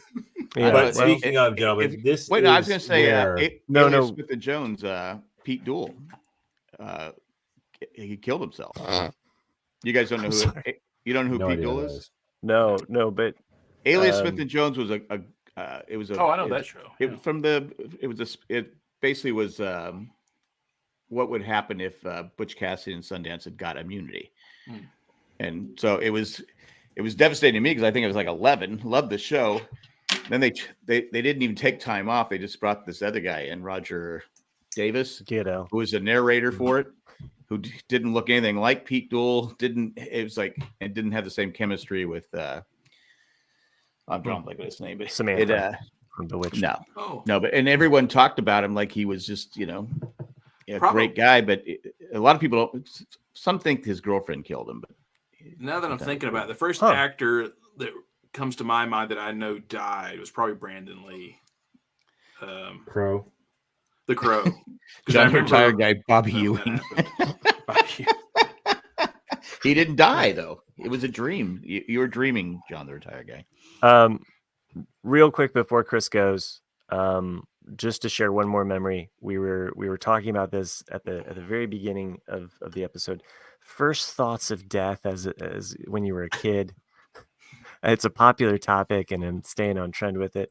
I remember being driven, like you're in the car and you're listening to the news as a kid, and I probably was like 4 or 5, and I remember hearing this story about this kid putting a hairdryer in the bathtub and then killing themselves. Oh shit. And I remember hearing those words that this child had put a hairdryer in the bathtub and killed themselves. And for me, it was not only the first time that I understood that a child could die, but the idea of suicide and that why would they? Oh, he did it. I assumed it was an accident. Okay. I assumed I now as an adult understand that it was probably an accident, but as a child, I didn't understand that. Right. As a child, you're just hearing the news and you think, how did a child do that to themselves? And that idea of ending your life as a child was like it kind of hung with me, like not in a great way. I saw a fucked up video yesterday. So anyway, there you go, Chris. Good night. Yeah. I saw a fucked up video. Got to rest up. You're going to a game soon, aren't you? Yeah. Gotta get in fighting condition. Do you play the Rocky theme when you're running? That's Philadelphia. He would rather die. Well, I don't see him going to Philadelphia and starting a fight. Yeah. All right. I am respectfully going to bow out of the show. You guys have a great night. God bless, Chris. How do you like them apples? The Boston. I got a number. Yeah. Bunch of fucking dickheads. Hey, if this guy's 70, take him on. I saw a video yesterday or day before yesterday of I don't think this guy realized how close he was to dying. And we're not talking about the hockey thing now. No, not the hockey thing. No, it's I did a video on that. It's a woman's birthday party, and she's about to cut the cake, and she has a big ass blade in her right hand. At least she's not and a guy comes up behind, and I think it's either her boyfriend or her brother or somebody next to her on her right, next to the blade. But another guy behind her comes up and wants to put her head in the cake. And so he does, but she's got the knife in his hand, but your natural reaction is to jerk up, right? Yeah. And the blade actually hits the guy right here on the head. And it's like, wow. I mean, if it went in his eye or anywhere else, it would have probably killed him. Talk about karmic. Yeah. Like, what are you fucking doing anyway? You're drinking. You're not thinking. You're not. Sometimes you're drinking. You're not thinking. You're not thinking. You're hitting an old guy in the stands. Yeah, it happens. Oh, so you talk about the guy that died on the ice. We did not. No. Oh, you did not. But it's like I'm sure you guys saw that was like a decade ago or 15 years ago, the little kid's birthday party before they took out the alcohol and silly string. Yeah, like when he was a little kid, he blew silly string. The flames just engulfed this kid, blowing out the candles. Wow. And they had to change all the silly string stuff after. I was like going because I didn't know that did that. Yeah. And it's just kids being kids, just like who wouldn't do it? Yeah. Especially if you don't like the kid. Especially Chris at a football game. Poor Chris. But going to the hockey thing, though, they've actually found another video of that same guy, and that appears to be a tactic that he used against people he does not like. He had slashed another guy on the thigh another season doing the same thing. If there's a prior. Yeah. At first, I thought it was okay. That just maybe caught a rut, and because if your skates, sometimes they'll lock up on you on the ice, and he lost his balance. But when I watch it, if you watch at the end, he kicks. He actually lifts his leg and kicks. And kicking in hockey is one of the worst penalties you can get. I mean, even if you fall on the ground and you say you run into someone, you both go on the ground. If you push off on the skater to get up, even if it's by accident, it's a game misconduct. I mean, you're out of that game. The next game, if you kick somebody, it's a match, which is the worst penalty. So this guy, like I said, we should put this a little bit into context though for everybody listening who might not know. So for everyone out there who's listening to this, 5 days ago, in an English Adam Johnson in an English hockey league, a guy on opposing teams basically slammed into a guy, but as he was pushing off, kicked his leg out and slashed his throat with his skate. Caused him to bleed out and die on the rink, on the ice. And this guy got up. He got up. Yeah, I couldn't believe. But you don't want to see. There's a lot. I mean, you don't want to see it. I watched it one time. And that was good. I said, "Oh my god, that's just ridiculous." And people don't realize how sharp skates are. I mean, like I said, I still have cuts on my hands from when I sharpen skates. It just god damn it, the blades are like razors. So that's a weapon on his. And I years ago, I was playing in a beer league, and our goalie, there was a collision. The guy went up over him, and our goalie's just laying on the ice. We're like, get up off your lazy ass, But then we saw blood coming out of his pad. He hit him right above the knee. Oh, there's a vein there, right? Yeah, and it was like, oh my god! And we had a dentist on our team. He stopped the bleeding, put a tourniquet, and the paramedic said he saved his life. Yeah, he was because it looked like a piece of a honey baked ham. It was really deep, and it's because the blade just slight. If he just had where he didn't have the protective pad there, took him a year to play again. It was It was scary. It was like, oh my god, and he lost. Like I said, he lost a lot of blood. There's this emergency kit that you can kind of get. It's like called like Stop the Bleed, I think, and it's like a pad or what have you, that you can use if you come upon a scene. So we have some in our vehicles. I know I don't think I'm going to be able to do it, but my wife, who was it's like that scene. There's two scenes in Band of Brothers. Like. Early on when that guy walks out, and he's just blown to shit. And the guy's like, "Hey, buddy, come here," and he's basically gonna die.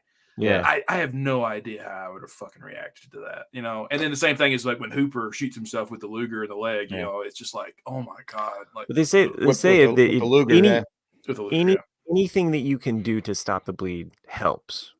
You know, it gains time.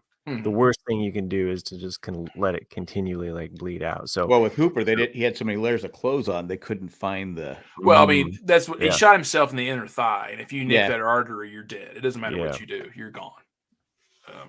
But Texas Rangers won the World Series. I get weak just thinking about it, though. But yeah. Oh, and I wanted to. Him just speaking the Texas Rangers made me think of it. Like Matt, it wasn't the Titans that were wearing the Oilers uniforms. It was the Texans that were going to wear the Oilers uniforms. Oh, okay. Well, and they're actually getting sued. Really? No, it was a college. It was a college team. Was it a college team? Okay, it was a Houston college team. No, but the Titans did wear. Did they? Okay. They did wear the. They did wear the Oilers uniforms, but the school, I think, a school in Houston was wearing similar. They weren't wearing similar, and the NFL said you need to stop. Right. Oh wow. It was a no fun league, and then they stopped. They were wearing the powder blue, the red face mask, the white. It was basically the Oilers. Yeah. Huh. Yeah. Okay. Well, the Oilers don't exist anymore. So I'm like going. I would have said, "Fuck you." The Oilers don't exist anymore. Yeah. What are you gonna do? Sue me for wearing a brown helmet? Yeah. But I mean, the Titans though they own that. They own it. That's just what it is. That's why the Titans colors are still the Oilers colors. I get that, but you know. I mean, I agree with you, Jack. I think it's bullshit. Like the Oilers do not exist. So, because San Diego was talking about getting a what's one of those XFL teams, and they said, "What should they call them?" I said, "Call them the Chargers." Yeah, right. Did you guys see? I found that interesting. I kind of agree with it that the NFL is actually considering adopting the XFL's kickoff way they kick off instead of the way the NFL way every other. How do they do it? So they line up everybody 10 yards apart, and the only people that are allowed are the kicker and the receiver in the back and the ends, opposite ends of the fields. And so basically, when they kick the ball off, they just hit each other from 10 yards away, and then instead of full speed. Instead of full speed, because I mean, me being on kick return all through high school, that is the worst thing in the world because you've got somebody running full sprint at you, right? And then you're just standing there. You might get like 10 yards back and then can come back, but all the momentum is with the kick team. What they should do is just put the ball at the 25-yard line and have the kickoff. Let's take all of the kicking out of football. Well, I'm saying like 90% of the kicks go out of the end zone anyway. Yeah. So it's like, okay, why are we wasting our time with this? And you have the guys that are on the special team, they run all the way up to because they don't want to get cut. If they don't run all the way, even though the ball's going to go on the 25-yard line, they're still.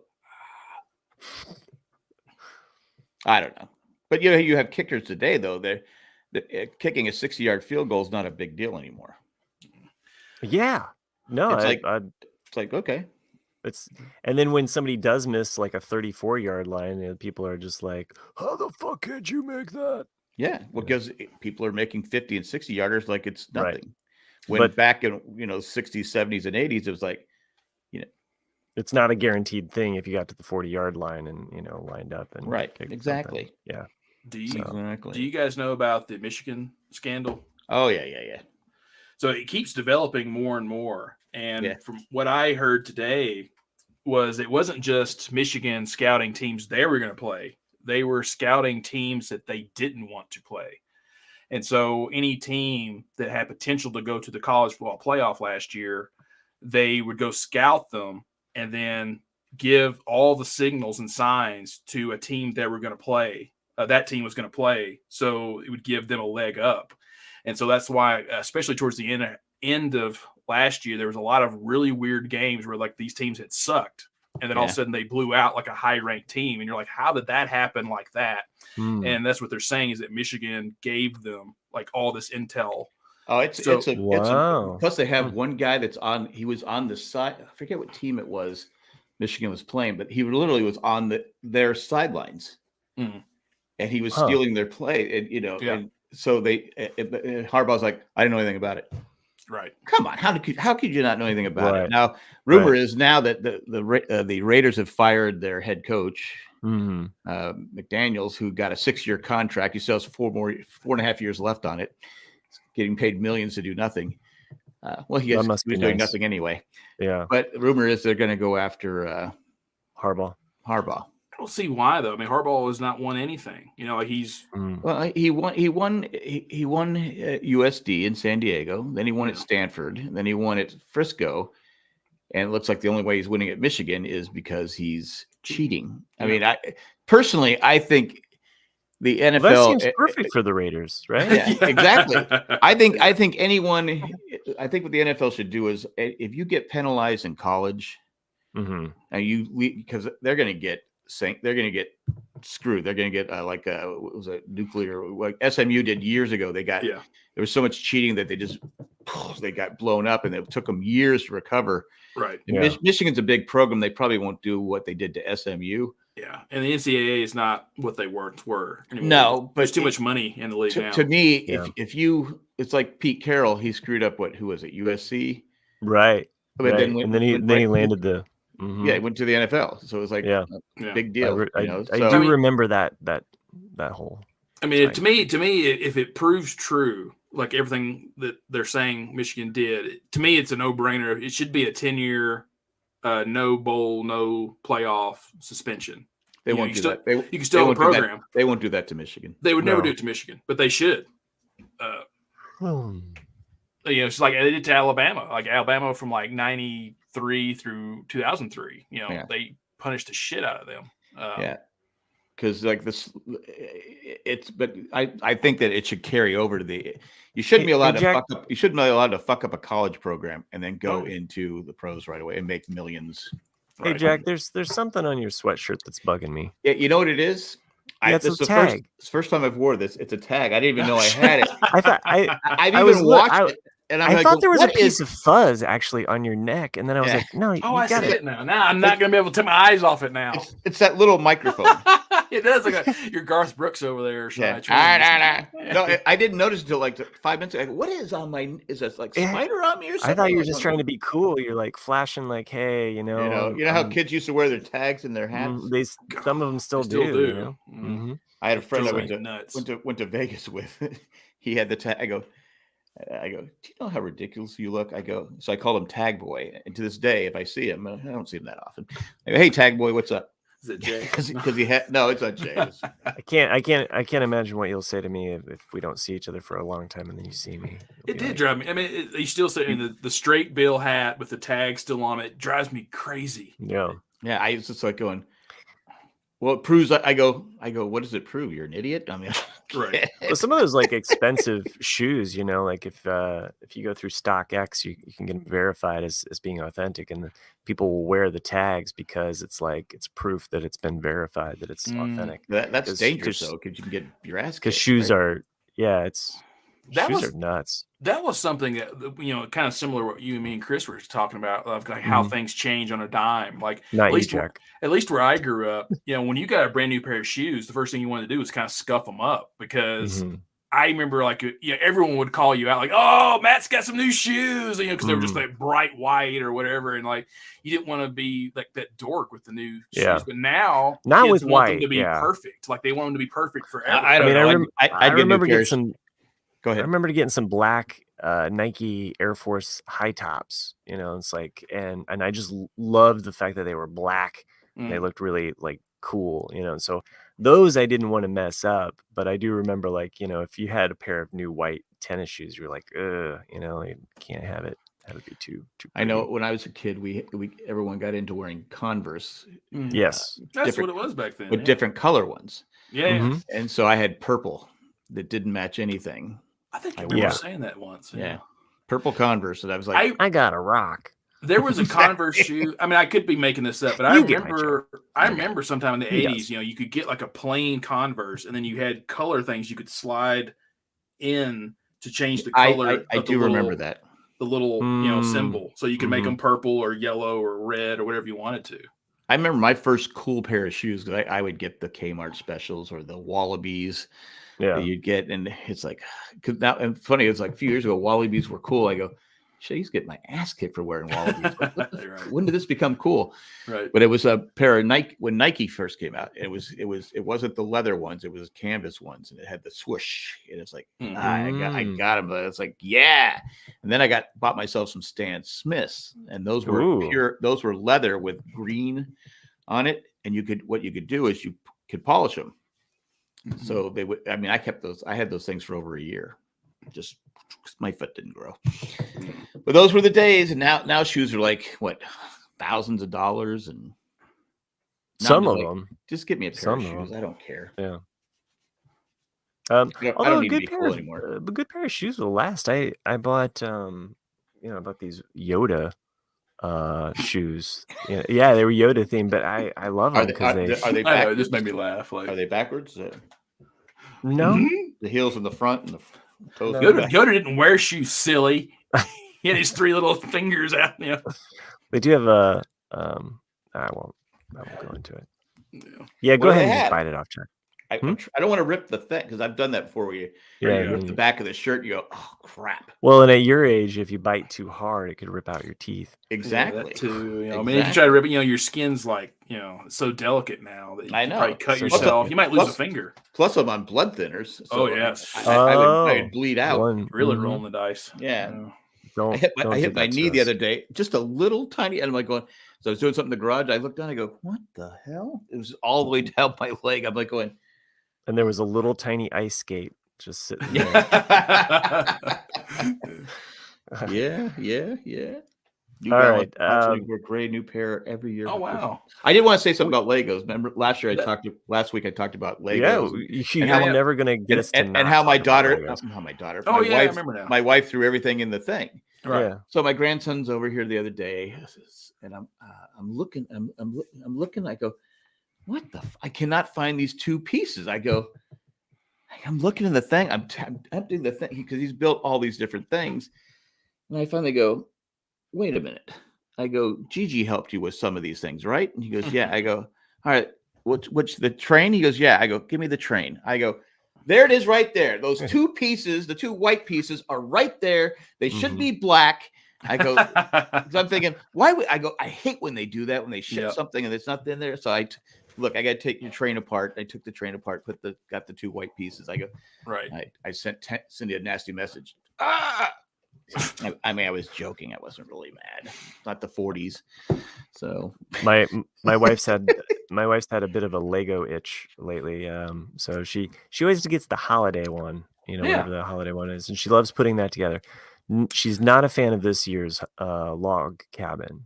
She's she built it already, but she's like, I love that. You mean the winter the lodge? That's awesome. The lodge. The half lodge. Yeah. They've actually I don't know.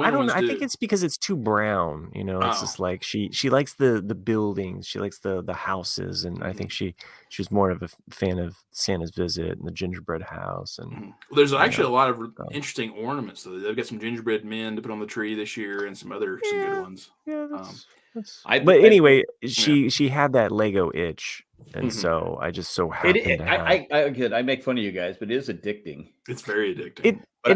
There's something therapeutic about even just like the physical building part. It's like a puzzle.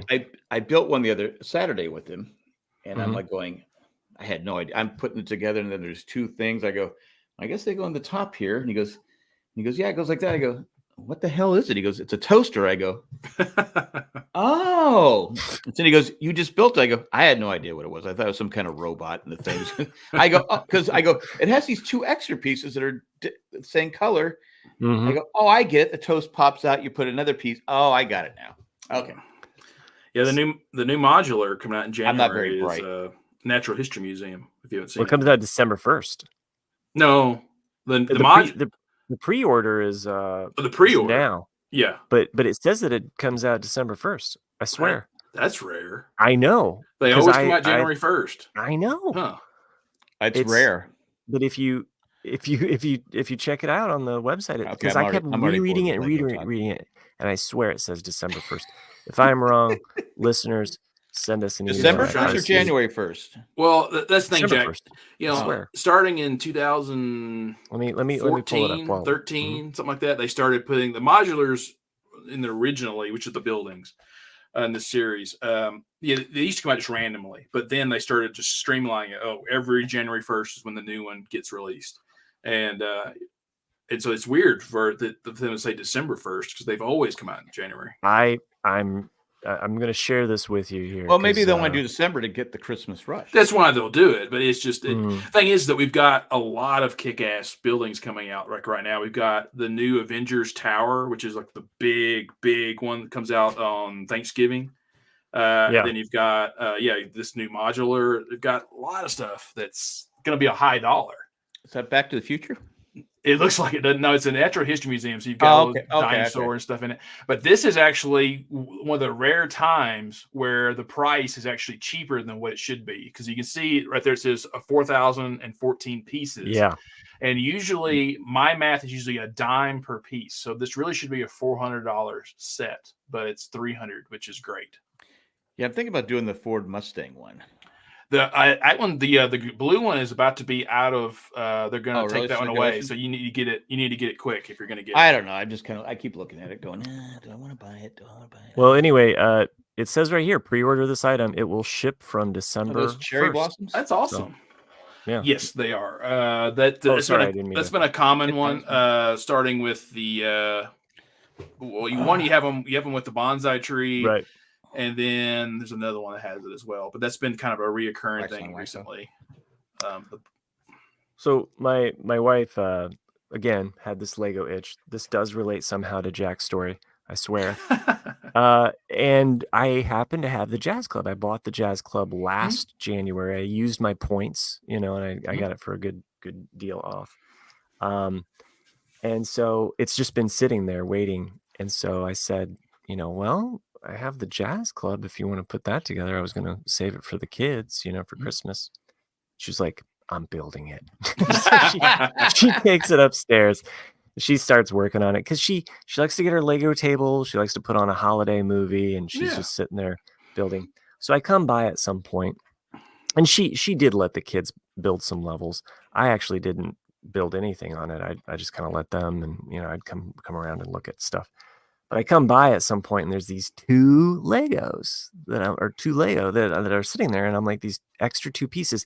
And as Nick will testify to this, as you go through the bags, the only thing that you should have extra of are single pieces, only singular pieces. Yeah. If it's a 1x2, if it's a 2x4, you've messed up somewhere. And here there sits. So if it's just a little, if it's a little singular one, you're fine. They like to throw in extra ones of just singular pieces.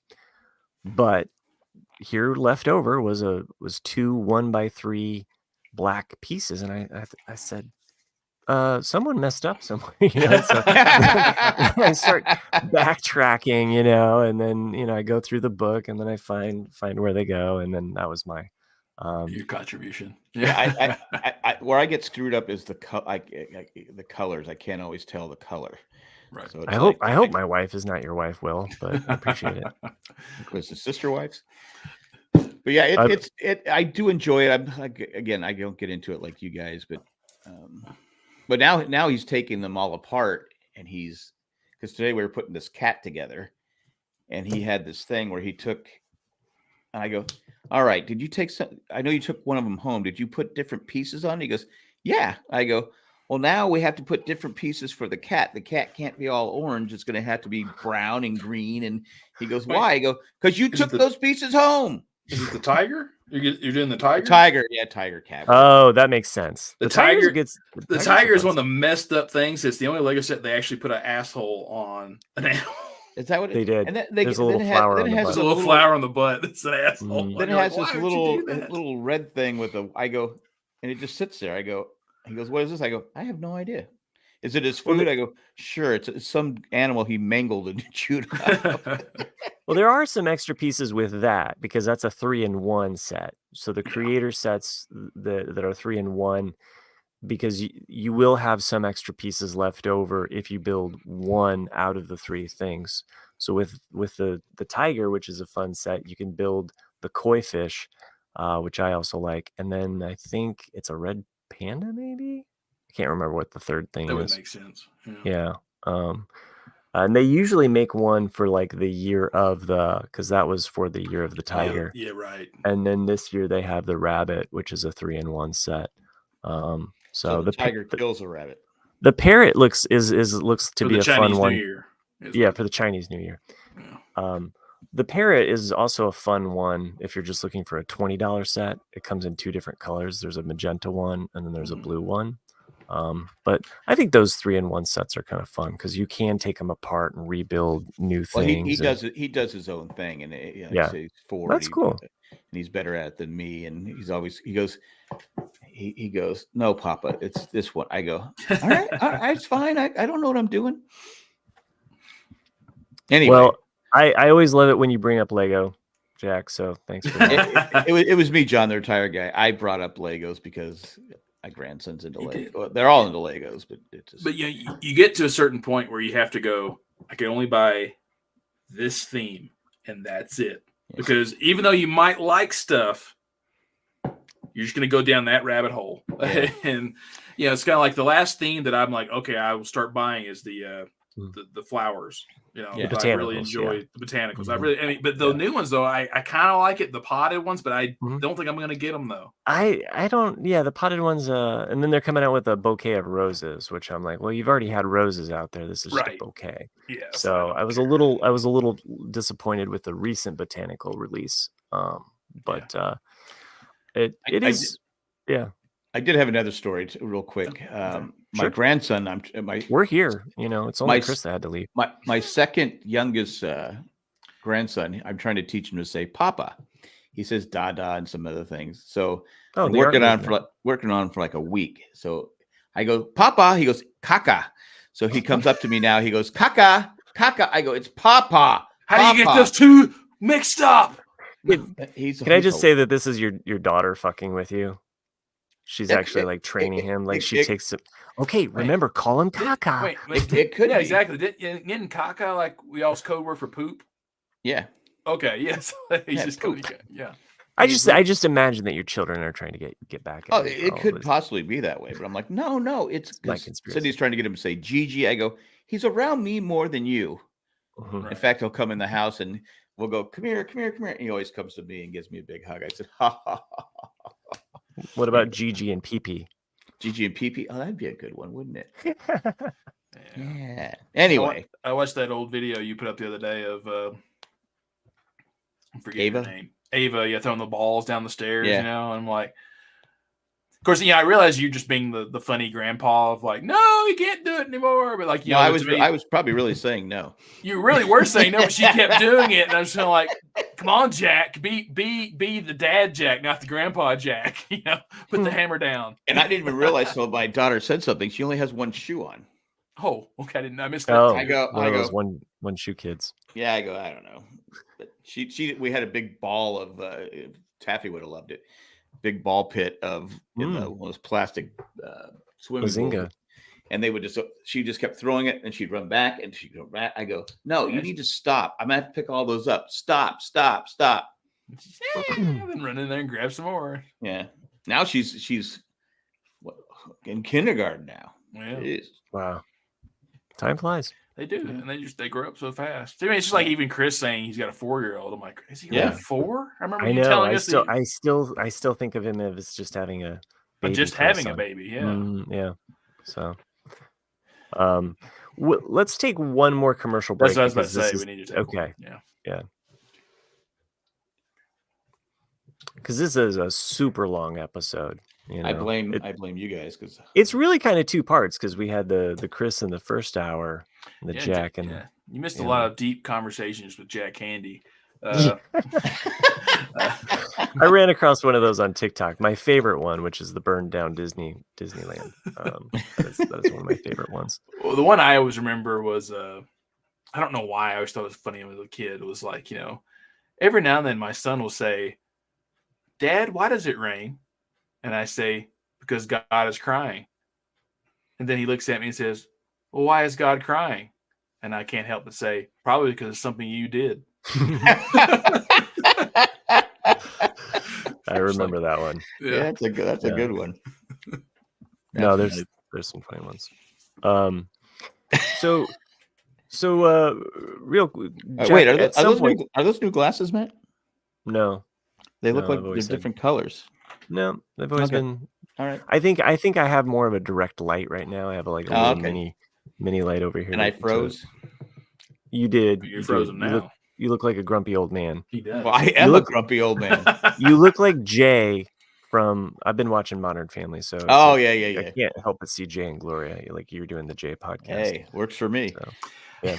Oddly though, you're Jack. And wow, yeah, I see it now. Yeah. With the Gloria and yeah. You know, Jay. Yay. A really good clip of an early season of Modern Family showed up today on somewhere in my feed, and I watched it, and it just makes me mad now because I really like Jack and and some of us have said, like, I mean, Modern Family in its first few seasons is so damn good, and then just the way it ended.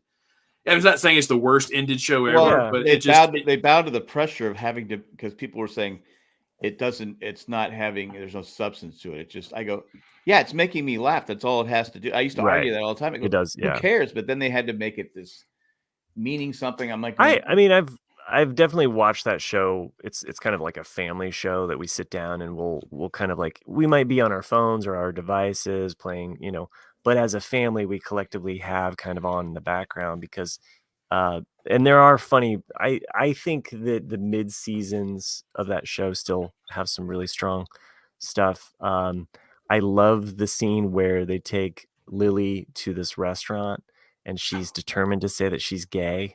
Oh yeah.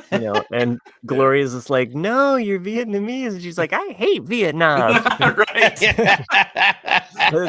That's a good one because that's even when Cam and Jesse, I can't think of his name right now.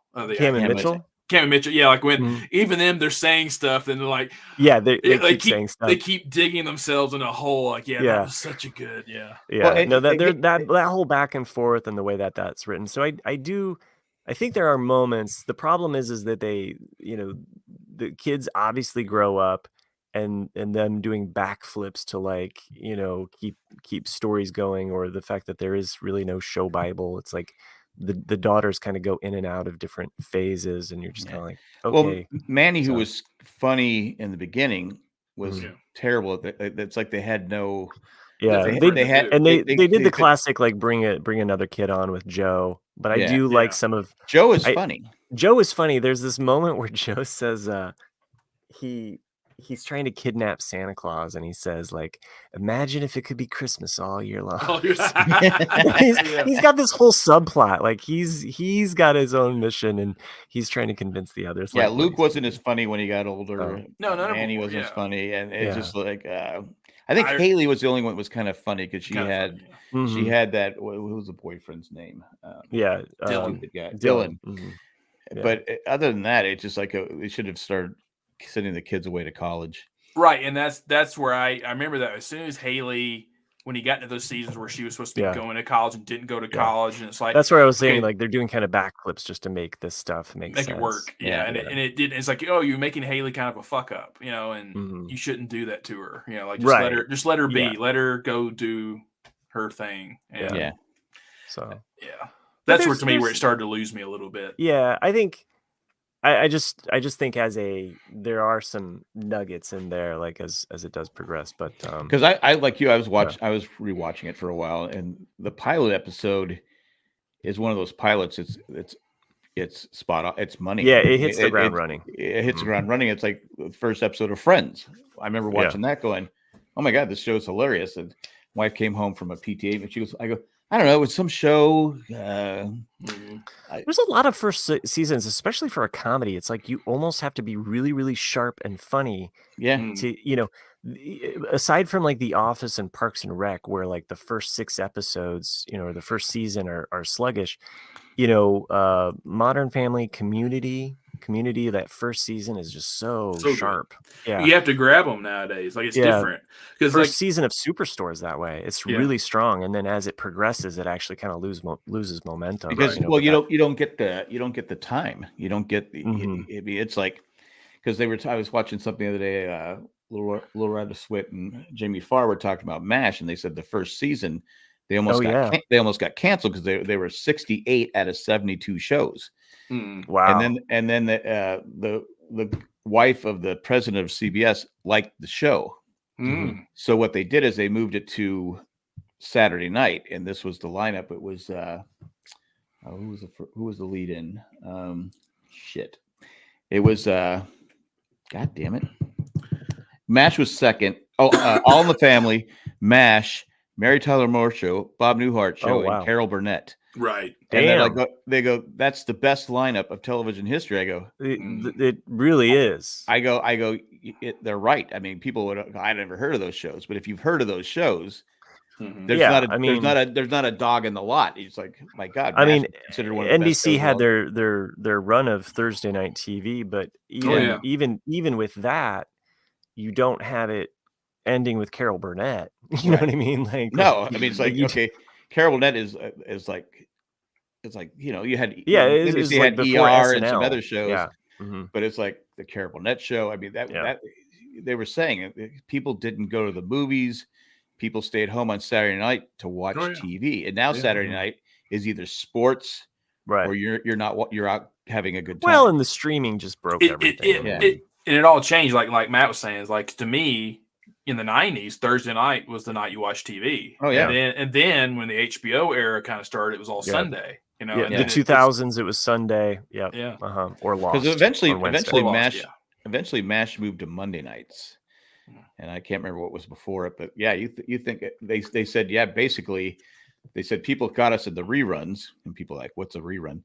They got us in the reruns, and then putting us in that with that lineup, that lead in with All in the Family, then MASH and Mary Tyler Moore, you're sandwiched in between those two, and Newhart.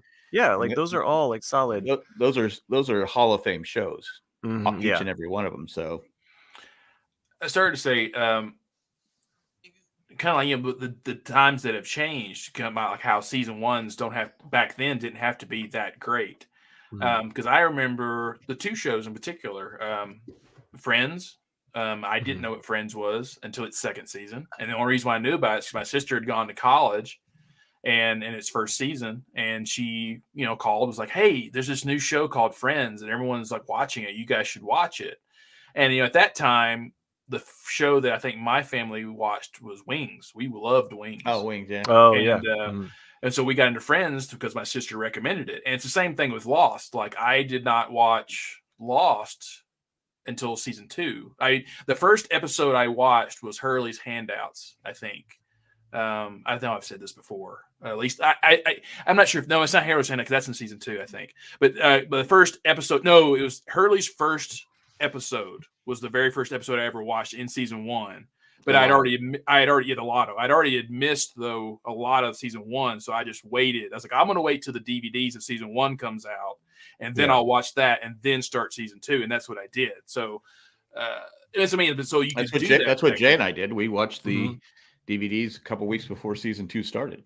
Yeah, it's interesting, like how Lost, you know, predates the bingeable show in a way, and yet so many of us binged that first season, and then it's like it just, you know, it really kept the ball rolling. I remember watching the premiere, you know, but with my schedule or with whatever it was like, oh, I can't keep up with this show, and then I watched the season 1 after the fact. It was kind of like I'd watch DVRing helped me watch a lot of shows because you know, you're busy, you're working, stuff like that. So I would DVR show, and then I'd watch them at night. You know, after everybody's going to bed, and I go, all right, now I'm going to sit down and watch some shows. Plus, you could fast forward through the commercials. But that string keeps bothering you. I can tell. It's irritating. You're like Jack can't even podcast past this point. It's just it's like got an injury. So. Well, you know, to the people who watched this who didn't know what it might be, he's over going through withdrawals, you know. It's like I'm Jack, you're scratching. Anyway, we probably rambled on too much. Oh, that's what we do. So if you like this show, and why wouldn't you? If you would watch us live, you could see my tag. You would. So you can follow us on YouTube or subscribe. And if you're listening to this, you probably already do. So There's some patrons that we'd like to thank. Jack, what are their names? Don't you have those written down somewhere? Eckhart Richter Klaffler, Maggie the Magnificent, Joanne with the Plan, and Ed the Creepy Caca Poopy Letter Carrier. Thanks for what you do, and thanks for everyone that does and whatever you do. And thanks for joining us in the chat, all that fun stuff. And we'll be back next week with another exciting episode of the Ramblecast. Wow, that was perfect. I know that's the most professional you've ever said. Well, I had to do the one for Survivor because Colleen always forgets. She's always closing out the show, and I go, and we want to thank. That was really good. And perhaps next week we'll return to the verses. This week with how we were doing it. What was it? Oh, the colors. The color, our favorite color. Who won that one? I think I want to say it was Chris, but I'll check. It was. Again. I think it was blue. It's blue. It's blue. I know that. It's blue. So he goes, "Why'd you guys do that?" I go, "Be smart asses." Who said that? Cindy asked me, "Go, why'd you do all blue?" Do you not know who we are? I said, "Well, we did it on purpose. We put favorite. What is your favorite color?" And we all picked a blue color. That was good. It got buried. Here you go. Yeah, royal blue one. Oh, that's royal me. Blue. Yeah. Jack again with the demographic. Oh, I'll pick. All right, Jack. You have all week to think about what your next verse. I don't want to be like Chris. We had a lot of suggestions in the chat. Perhaps Jack will choose one of them. Thanks for joining us. See you next week. See ya. Bye, Sophia.